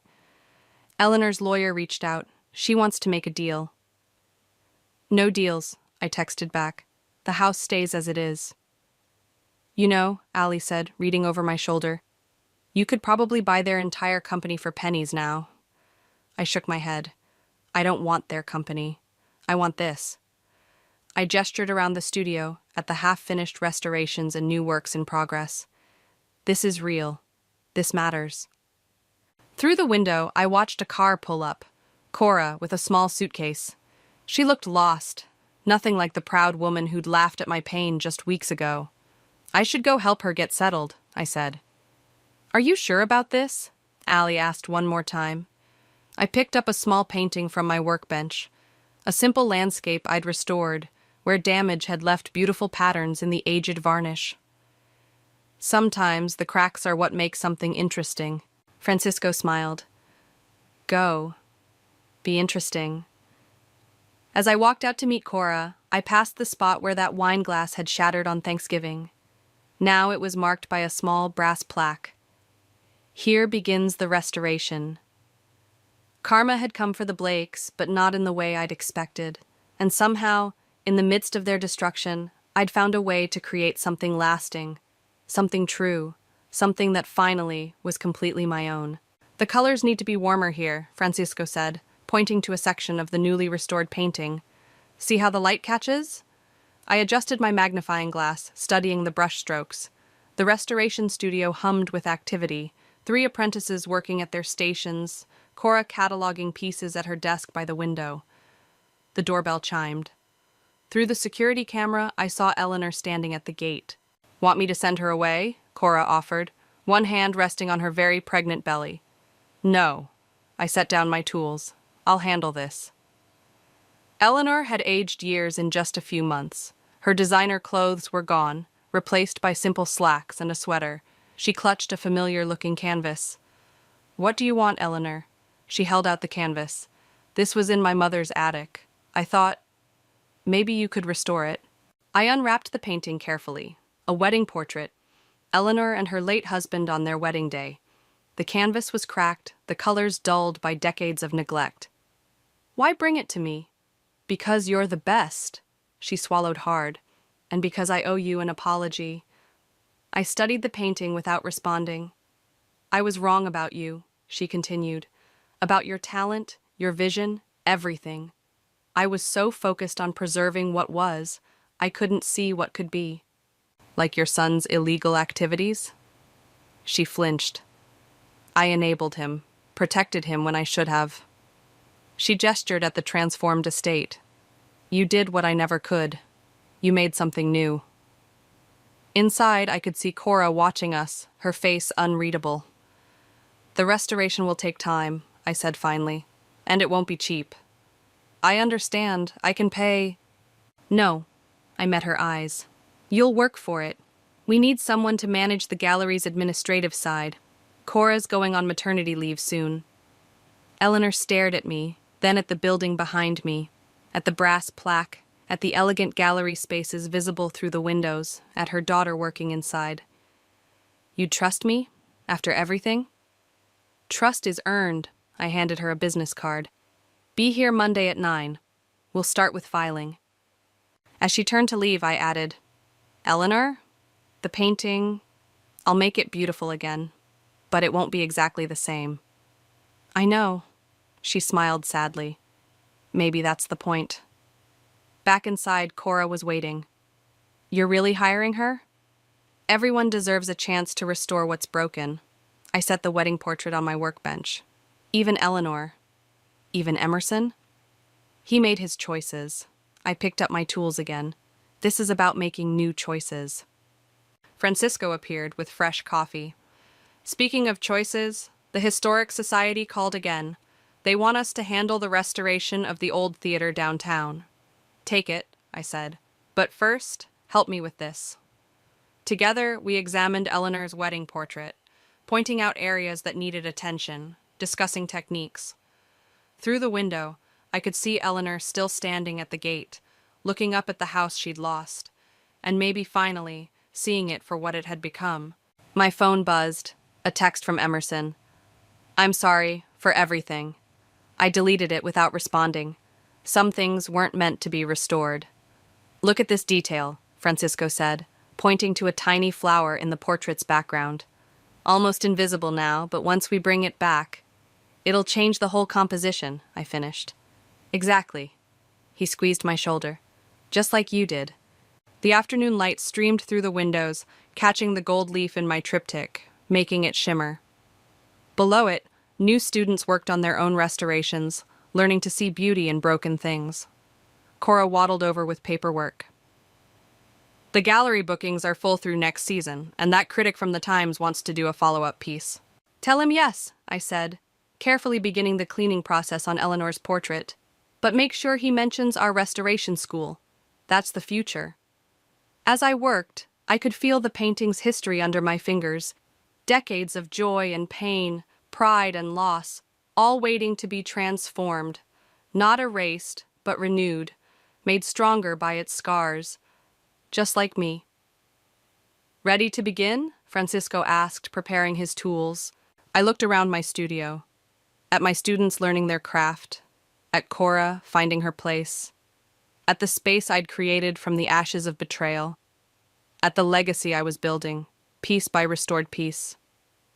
"Yes," I said, dipping my brush in solvent. "I'm ready."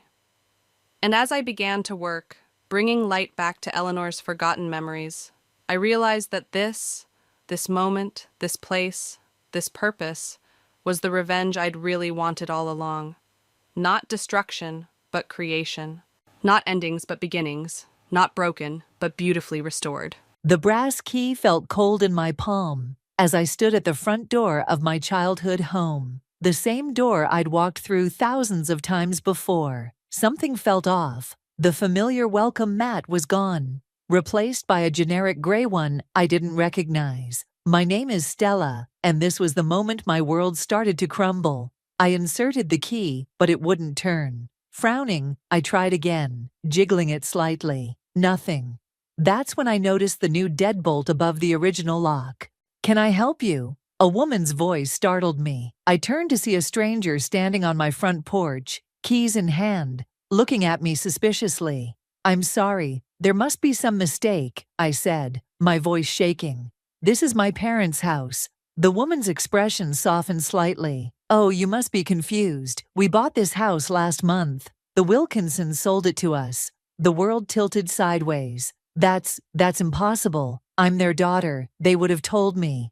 "I'm sorry," she said, clearly uncomfortable. "But we have all the paperwork. Maybe you should talk to your parents." I stumbled backward, nearly falling down the porch steps. My phone was in my hand before I reached my car, fingers trembling as I dialed my mother's number. "Stella, honey." Mom's voice was too bright, too cheerful. "What a surprise. Where are you?" I demanded. A pause. "We're at home, dear." "No, you're not. Because I'm standing in front of our house, and some woman is telling me you sold it." My voice cracked. "Please tell me this is a mistake." Another pause, longer this time. I heard murmuring in the background.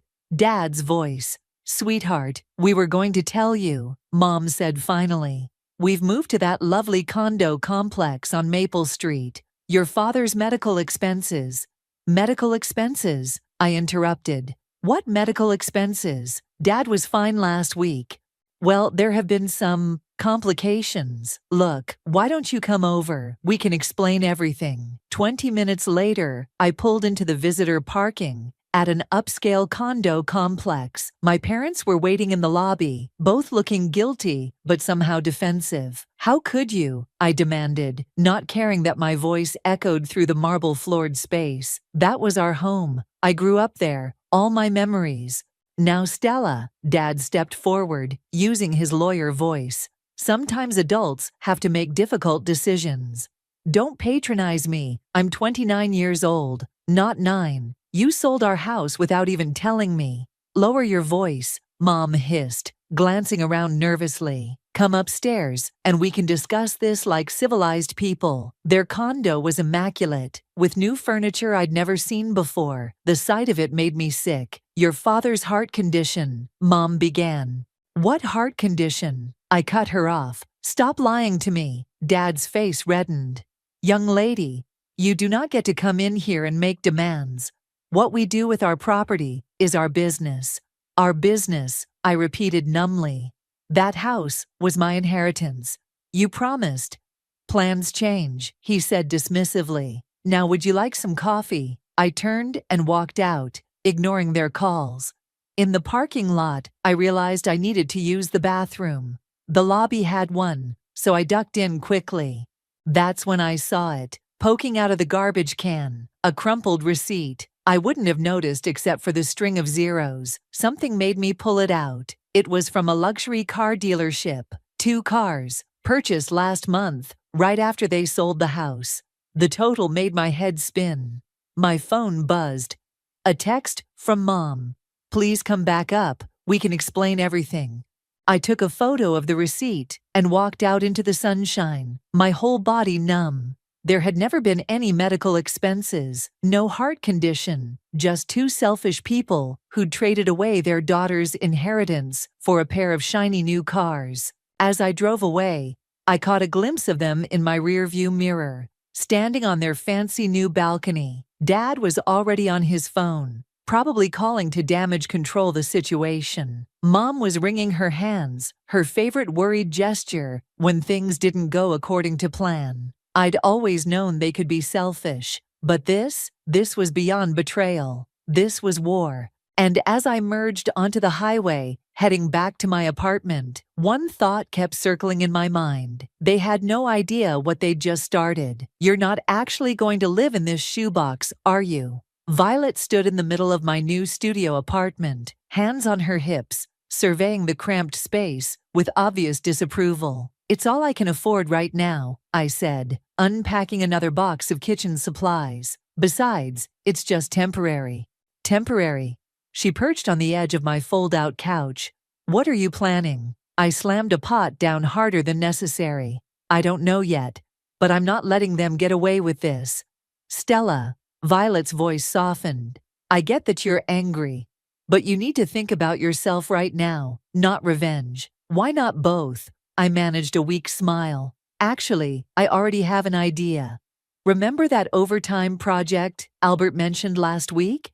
The one that would basically eliminate your social life for the next 6 months. I nodded. I'm taking it. And I'm asking for that promotion I've been putting off. The senior analyst position. Violet's eyes widened. I thought you said you weren't ready. I wasn't, but things change. I started folding moving boxes. I need to build up my savings, fast. And what exactly are you saving for? Before I could answer, my phone buzzed. Mom's face appeared on the screen. Her 5th call today. I declined it. They're still trying to reach you, Violet asked. Them, their lawyer, even my aunt. I showed her the missed calls. Apparently, I'm being unreasonable by not accepting their explanation. Which is what exactly? Oh, it changes every time. First it was Dad's non-existent heart condition. Then it was investment opportunities. Now they're claiming they needed to downsize for retirement. I laughed bitterly. Retirement in matching Mercedes, apparently. Violet stood up suddenly. Get your coat. What? Why? Because you're spiraling. And I'm not watching my best friend self-destruct. We're going for a drive. An hour later, we were sitting on a quiet beach, watching the waves crash against the shore. The salt air cleared my head, making everything seem a little less overwhelming. Remember when we came here after Brad dumped you? Violet asked. And you made me write his name in the sand so the tide could wash it away. I smiled at the memory. Seemed silly at the time, but it helped. Exactly. She handed me a stick. So maybe it's time for some more sand therapy. I took the stick and walked to the wet sand near the water's edge. In large letters, I wrote, betrayal. Below it, I added lies and greed. Feel better? Violet asked as the first wave lapped at the letters. A little. I watched as another wave erased half of betrayal. I just keep thinking about all the memories in that house. My height marks on the kitchen door frame. The tree house Dad built when I was 8. The window seat where I used to read for hours. Those memories are still yours, Violet said gently. No one can take them away. But they took everything else. I blinked back tears. And for what? So they could show off to their country club friends? Then make them regret it. Violet's voice had an edge I'd never heard before, not with anger or revenge, but by succeeding despite them. I turned to look at her. What do you mean? Take that promotion, work the overtime, save your money, show them you don't need their inheritance or their approval. She squeezed my shoulder. And when you're ready, we'll figure out the next step together. Back in my tiny apartment that evening, I opened my laptop and created a spreadsheet. Column 1, current savings. Column 2, monthly income. Column 3, potential overtime earnings. Column 4, estimated promotion salary increase. As I plugged in the numbers, a plan started forming. It would take time, sacrifice, and more work than I'd ever done in my life. But maybe, just maybe, my phone buzzed again. This time it was Dad's lawyer, Vic. Stella, he said when I answered, your parents are worried about you. Are they worried about me, or worried about how this looks to their friends? He sighed. They'd like to meet. To explain their position. Their position is pretty clear from the matching luxury cars in their driveway. Sometimes parents make mistakes. Goodbye, Vic. I hung up and added another column to my spreadsheet. Target amount needed, the current market value of my childhood home. It was crazy, impossible even. But as I stared at the numbers, something inside me shifted from despair to determination. They thought they could just write me off, throw away our family history for a couple of status symbols. I was about to prove them very, very wrong. 3 months of 60-hour work weeks had left me exhausted but focused. I barely noticed the country club's opulent decor as I delivered the quarterly reports to Albert's board meeting. This was just another stepping stone. Then I heard her voice. Oh, you simply must see our new cars. My mother's distinctive laugh carried through the partially open door of the ladies' lounge. The interior is all hand-stitched leather. I froze, files clutched to my chest. And Daniel's is the sport edition, she continued proudly. Cost a fortune, but we deserved something nice after all these years of maintaining that old house. My knuckles went white against the manila folders. But what about your daughter? Another voice asked. I heard she was quite upset about the sale. Stella's always been dramatic, Mom dismissed. She'll get over it. Besides, what we do with our money is our business. I backed away from the door, bumping into someone. Whoa, careful there. Skylar from accounting steadied me. His smile faded when he saw my face. Are you okay? You look like you've seen a ghost. I'm fine, I managed. Just need some air. Outside, I gulped in deep breaths of the autumn morning. My phone buzzed. A text from Albert. Board loved your presentation. Promotion's yours if you want it. I texted back immediately. I want it. Everything okay? Skylar had followed me out. You kind of ran out of there. Just family drama. I tried to smile. Nothing important. Ah, the famous family drama. He leaned against the wall beside me. The whole office has been wondering why you've been working like a woman possessed. Has it been that obvious? Let's see. First one in, last one out. Volunteering for every overtime project. He counted off on his fingers. Yeah, a little obvious. I laughed despite myself. I have my reasons. Want to talk about it over coffee? I know a place that makes incredible lattes. Before I could answer, my phone rang. Unknown number. Hello? Is this Stella Wilkinson? A formal voice asked. Yes, who's this? This is Marcus Reynolds from the Federal Banking Commission. We're conducting an investigation into certain financial transactions, and we'd like to ask you some questions about your parents, Daniel and Louisa Wilkinson. My heart stopped. What kind of investigation? I'm not at liberty to discuss details over the phone. Could you come to our office tomorrow morning? I wrote down the address with trembling hands. What was that about? Skylar asked after I hung up. I'm not sure. I looked at him. Rain check on that coffee. I need to make some calls. Back at my desk, I Googled Marcus Reynolds. He was legitimate, a senior investigator with an impressive record of fraud cases. But why was he investigating my parents? My phone buzzed again. A text from Dad. Call immediately. Important. Then one from Mom. Please, sweetheart, we need to talk. Even Vic the lawyer tried. Stella, your parents need your help. Please respond. I ignored them all and called Violet instead. The banking commission, she whispered, trying not to be overheard at her own office. That sounds serious. I know, but why contact me? I haven't spoken to them in months. Maybe that's exactly why. You're an outside observer. My other line beeped. Dad again. They're blowing up my phone, I said. Something's got them scared. Good, Violet said firmly. Let them sweat. After work, I stopped by the local coffee shop to clear my head. The barista had just handed me my drink when I heard a familiar voice behind me. Stella. It was Vic, my parents' lawyer, looking uncomfortable in his expensive suit. Please, just give me 5 minutes. I have nothing to say to you or them. This is serious. He lowered his voice. There's an investigation. Your parents, they may have made some mistakes. Like selling my childhood home without telling me? Like possibly misrepresenting some financial documents. He glanced around nervously. Look, I shouldn't be telling you this, but they're in trouble. Real trouble. And that's my problem because they're your parents. He ran a hand through his thinning hair. Whatever they did, they're still family. I looked at him for a long moment. They stopped being family the day they decided their social status was more important than their daughter. Stella.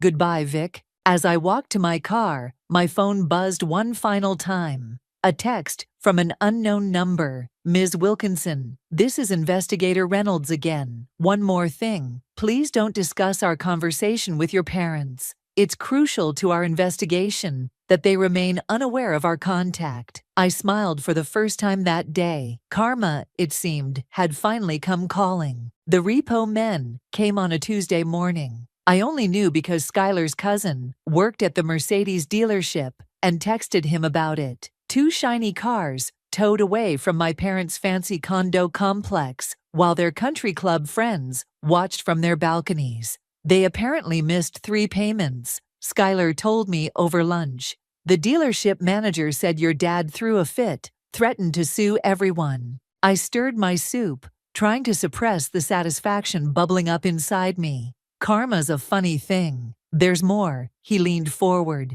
The bank's freezing their accounts. Something about suspicious transactions. Before I could respond, my phone lit up with Investigator Reynolds' number. Ms. Wilkinson, he said when I answered. Thank you for coming in yesterday. We've made significant progress in our investigation. What exactly did they do? I asked, stepping away from the table. Your parents took out several loans using fraudulent documentation. The house sale appears to have been part of a larger pattern of financial misrepresentation. My legs felt weak. Are they going to be arrested? That depends on their cooperation. We'll be executing a search warrant this afternoon. I hung up and returned to the table, my soup forgotten. Everything okay? Skylar asked. I think my parents are about to lose everything. He reached across the table and squeezed my hand. And how do you feel about that? I don't know. I pulled my hand back. Part of me wants to enjoy watching them suffer, but they're still your parents. The rest of the workday passed in a blur. At 5, Violet appeared at my desk. Come on, she said. You shouldn't be alone right now. We drove to her apartment, where she poured 2 glasses of wine and turned on the news. There, on the local channel, was my father being led out of his condo in handcuffs. Daniel Wilkinson, prominent local attorney, the reporter announced, was taken into custody today following allegations of financial fraud. I clicked off the TV. Stella, Violet watched me carefully. Talk to me. I should be happy, I said. They betrayed me, lied to me, sold my home for luxury cars they couldn't even afford. This is exactly what they deserve. But seeing Dad in handcuffs I took a shaky breath. It feels wrong. My phone buzzed. Mom's number. Don't answer it, Violet warned. I answered anyway. Stella, please, Mom was crying. They've taken everything. Our accounts, our cars, your father. We need you. Like I needed you when you sold my home. We made a mistake, she sobbed. We got carried away, trying to keep up appearances. Please, sweetheart, help us. How exactly did you expect to keep up appearances with fraudulent loans? Silence. Then, how did you know about that? Goodbye, Mom. I hung up as someone knocked on Violet's door. It was Vic, looking haggard. You shouldn't be here, I said. I had to warn you. He glanced nervously over his shoulder. They're going to try to drag you into this. Your parents, they're claiming you knew about the fraud. What? I stood up so fast my wine glass toppled. That's insane. They're desperate. He loosened his tie. Look, I'm probably violating about dozen ethical rules here, but I couldn't let them blindside you. They're saying you helped prepare the fraudulent documents. But I didn't. I knew nothing about this. I believe you. He pulled out a business card. This is the contact information for Sandra Mills. She's an excellent criminal defense attorney. Call her first thing tomorrow. After he left, Violet helped me clean up the spilled wine. What are you thinking? She asked. I'm thinking karma worked a little too well. I sank onto her couch. I wanted them to face consequences, but not like this, and I definitely didn't want to get dragged into their mess. Maybe this is your chance, she said slowly. My chance for what? To finally break free. To stop letting their drama control your life. She sat beside me. Think about it. You've been working yourself to death, obsessing over getting back at them. Maybe it's time to let go. My phone buzzed again. Dad this time, calling from jail presumably. Or, I said, declining the call. Maybe it's time to fight back harder than ever. I pulled up Sandra Mills' contact information and typed out a message. My parents are trying to frame me for their fraud. I need your help. The response came quickly. My office, 8 a.m. tomorrow. Bring any documentation you have of your non-involvement. I looked at Violet. Want to help me dig through some files tonight? She grabbed her keys. Let's stop by the liquor store first. Something tells me we're going to need more wine. Your parents really messed up this time, Sandra said, reviewing the documents spread across her desk. But their attempt to implicate you is falling apart. Your work records prove you were nowhere near their office when these documents were created. I slumped in relief. 2 weeks of legal meetings and sleepless nights had led to this moment. So I'm in the clear? Better than that. She shuffled some papers. The prosecutor wants you to testify against them. My stomach lurched. Testify? Your testimony could help ensure they face consequences for their actions. She leaned forward. But I understand if you're not comfortable. I'll do it. Back at work, I buried myself in spreadsheets until Skylar appeared at my desk with coffee. You look like you could use this, he said, setting down the cup. Rough morning. Just legal stuff. I took a grateful sip.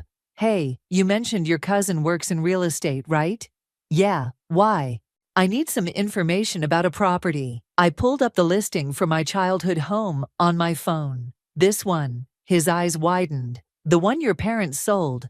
Stella, are you sure that's healthy? Probably not. I showed him the screen. But look at the price drop. 40% in 3 months? He whistled. That's steep. The new owners are getting divorced. They're motivated to sell. I tried to keep my voice casual. And with my promotion and savings. You're thinking of buying it. He pulled up a chair. Can you afford it? Maybe. With my overtime pay, and if I can get a decent mortgage rate. I showed him my spreadsheet. See? He studied the numbers. It's tight, but doable. Want me to have Sarah take a look? Would she? That would be amazing. On one condition. He grinned. You finally let me buy you that coffee I've been offering for months. For the first time in weeks, I felt myself smile. Deal. That evening, I met Violet at our usual spot. You're going to testify against your own parents. She stirred her drink. That's heavy. They tried to frame me, Vi. Besides, the prosecutor says they'll probably get a plea deal. Still, she hesitated. Are you sure this isn't about revenge anymore? It's about justice. I pulled out my phone. And maybe something else. Look at this. She scrolled through the listing photos. Your old house. But how? The price dropped significantly, with my savings and the promotion. Stella. She put down the phone. Think about this. Is buying that house really going to heal anything? Before I could answer, my phone buzzed. A text from Sarah, Skylar's cousin. Just checked the property records. Interesting development. Can we meet? 20 minutes later, we were at a nearby coffee shop. Sarah, spreading documents on the table. So here's the thing, she said. The current owners are desperate to sell, but there's a problem with the original sale documentation. What kind of problem?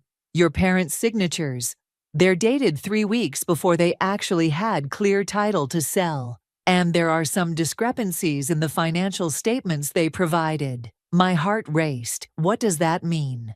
It means, she smiled, that with the right legal approach, you might be able to challenge the original sale, especially given the current fraud investigation. I called Sandra immediately. It's possible, she said, after I explained. The fraudulent documentation could invalidate the sale, but it would be complicated. But possible. Yes, and given your parents' current legal troubles, they're in no position to fight it. That night, I couldn't sleep. I pulled up old photos of the house on my phone. Birthday parties in the backyard, Christmas mornings by the fireplace, quiet afternoons reading in the window seat.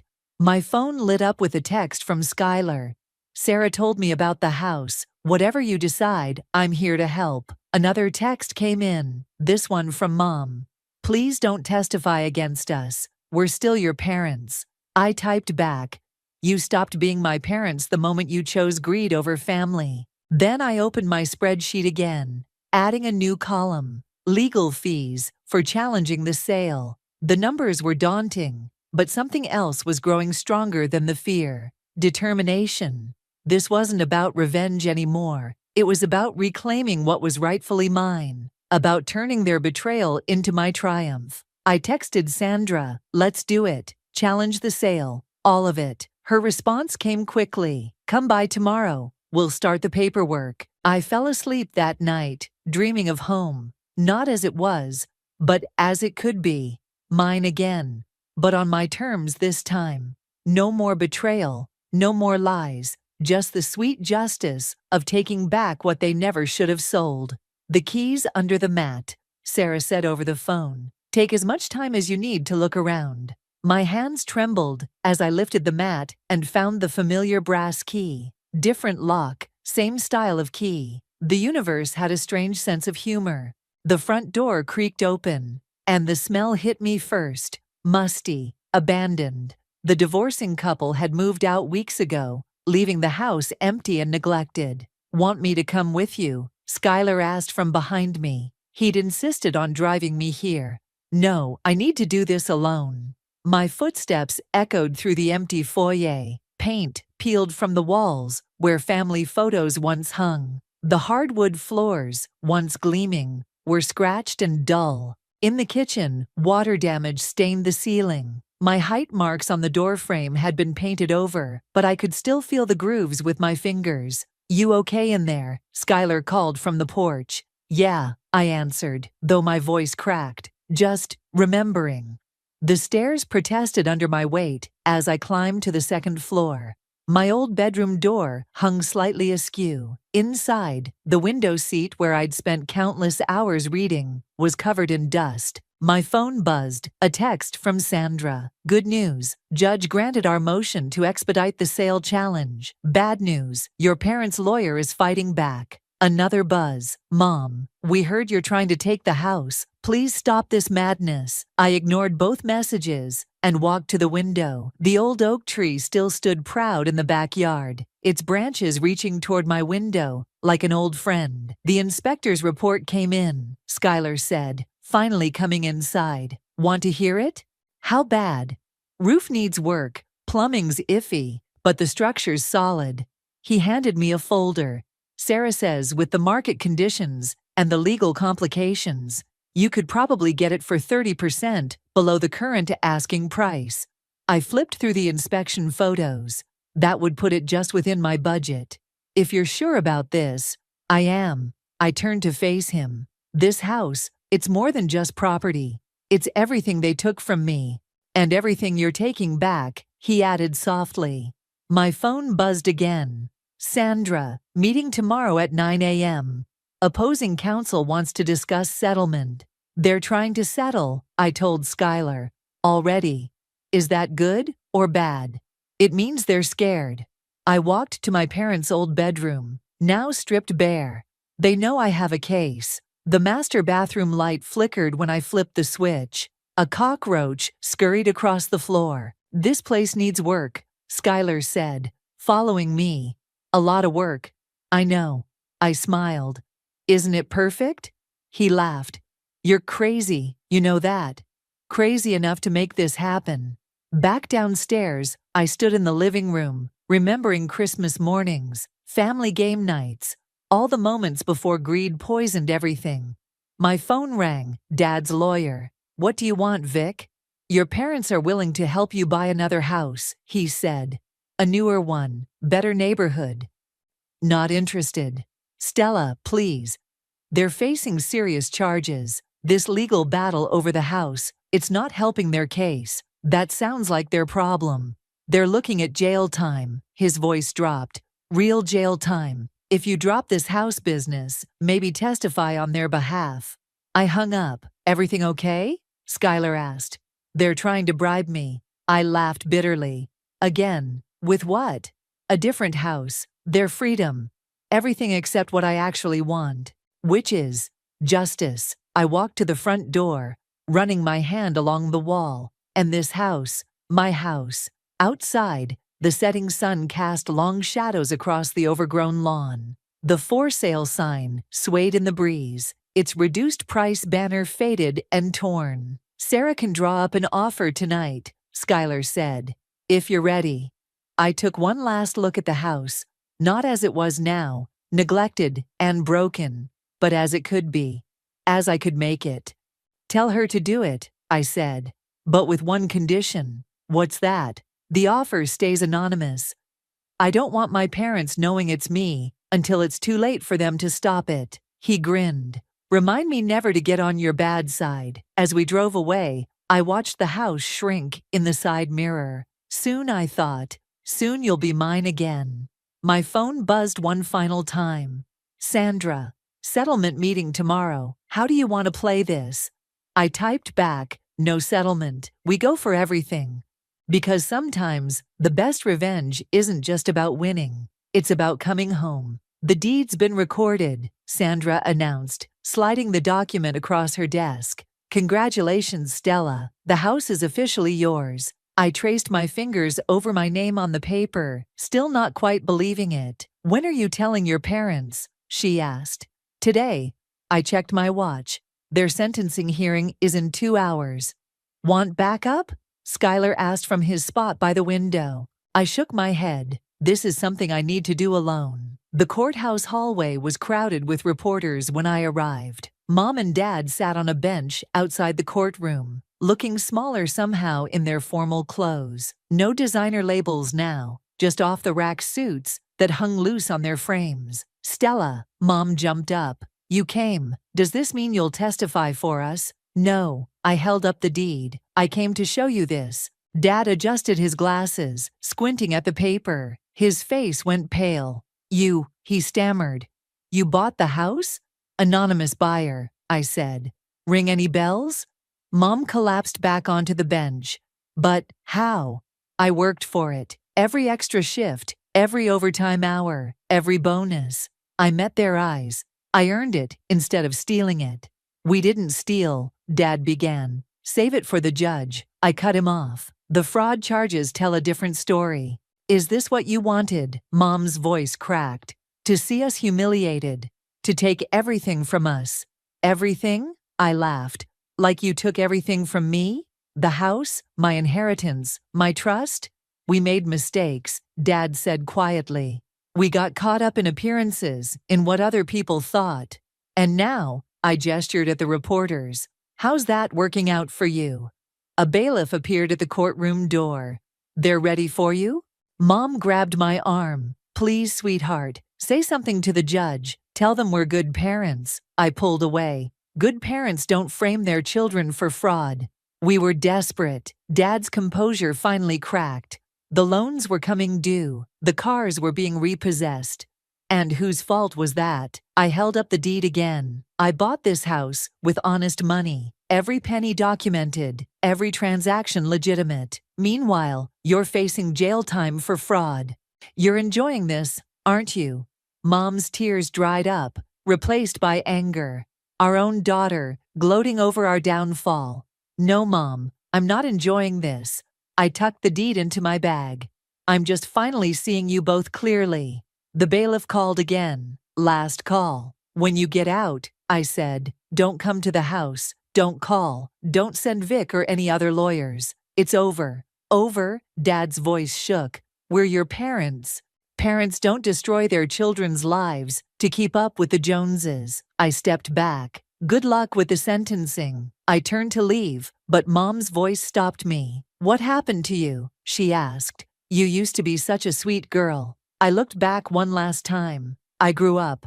I learned that sometimes the people who should love you the most are the ones who hurt you worst. But mostly, I learned how to fight back. The courtroom doors opened, and they were led inside. Through the closing door, I heard the judge begin. In the matter of financial fraud.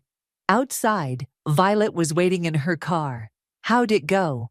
About as well as you'd expect. I buckled my seatbelt. They're still trying to manipulate me.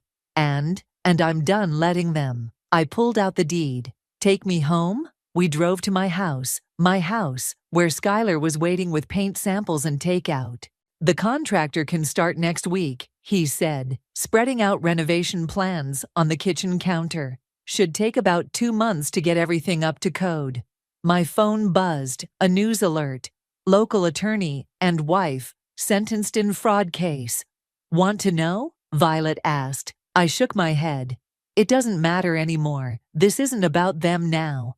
Then what is it about? Skylar handed me a paint chip in sage green. I looked around the kitchen, imagining new cabinets, fresh paint, clean windows, letting in the afternoon sun. It's about rebuilding, I said. Not just the house, but everything. To new beginnings. Violet raised her coffee cup. And karma, Skylar added with a grin. I held up the paint chip, matching it against the wall where my height marks used to be. Soon new marks would replace them, not of a child's growth, but of a home's rebirth. To both, I said, and to finally coming home. The last box of renovation debris hit the dumpster with a satisfying crash. I stood back, surveying my newly restored home in the warm spring sunshine. Fresh paint gleamed on the trim, new windows sparkled, and the lawn was finally starting to show green through the mud. Looking good, Skylar said, wrapping an arm around my waist.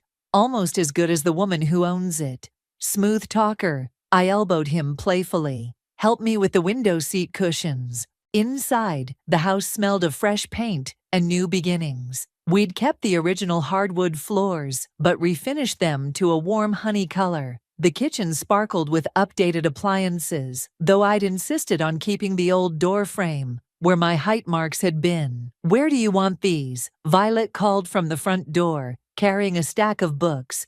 Window seat, I directed. My reading nook is almost ready. As we arranged the cushions and books, the doorbell rang. Through the new stained glass, I saw Vic's silhouette. Stella, he said when I opened the door. You've done amazing things with the place. What do you want, Vic? He shifted uncomfortably. Your mother asked me to give you this. He held out an envelope. She wrote it in prison. I'm not interested. Please. He pressed the envelope into my hand. Just read it. That's all she's asking. After he left, I sat in my window seat, turning the envelope over and over. You don't have to open it, Violet said softly. I know, but I was already breaking the seal. Mom's familiar handwriting filled the page. Dear Stella, the thing about prison is it gives you time to think. Too much time. I think about the house, about the cars, about all the stupid shallow things we thought were important. But mostly I think about you. I watch you sometimes, through my window during yard time. I can see the roof of our old house, your house now. I've watched you restore it, piece by piece, making it more beautiful than we ever did. You did it the right way, the honest way. You've become the woman I should have taught you to be, instead of the shallow, materialistic person I was. I won't ask for forgiveness. I don't deserve it. But I want you to know I'm proud of you. Not despite what you did, but because of it. Love, Mom. I folded the letter carefully. You okay? Skylar squeezed my hand. Actually, yes. I tucked the letter into my book. For the first time, I think she finally sees me. Speaking of seeing things, Violet grinned. Wait until you see what we did upstairs. They led me to my bedroom, where they'd hung a gallery wall of photos. Not the old family portraits, but new memories. Me and Violet at the beach during our sand therapy session. Skylar and me covered in paint during renovations. The three of us celebrating my promotion. There's room for more. Skylar pointed to empty frames. Lots more. The doorbell rang again. This time it was Sarah, carrying champagne and takeout. Housewarming time, she announced. Also, you might want to see this. She handed me a newspaper. There, in the business section. Local law firm announces restructuring following senior partner's conviction. Dad's firm is selling the building, I said, scanning the article. They're downsizing to rebuild trust in the community. Karma's still working overtime, Violet commented. Speaking of work, Skylar pulled out his phone. Albert wants to know if you'll head the new finance division. I looked around my restored bedroom, at the mix of old and new, at the people who'd helped me rebuild more than just a house. Tell him yes, I said. It's time for new challenges. We gathered in the kitchen, where Sarah popped the champagne. The cork hit the new ceiling with a thunk, making us all laugh. To Stella, Violet raised her glass, who taught us all that the best revenge is living well and renovating better, Skylar added. To Karma, Sarah chimed in. May it always have perfect timing. I looked at my friends, my real family, gathered in my kitchen. Outside, the setting sun painted the walls gold through the new windows. Somewhere across town, in a prison cell, my mother could probably see the same sunset reflecting off my roof. To home, I said finally. Not just the building, but the feeling. The knowing who you are and where you belong. As we clinked glasses, I felt the last pieces settle into place. The house wasn't just restored, it was transformed. Like me, not erasing the past, but building something better from its foundations. So, Skylar said, pulling me close, what's next? I smiled, looking around at my beautifully imperfect life. Whatever we want it to be.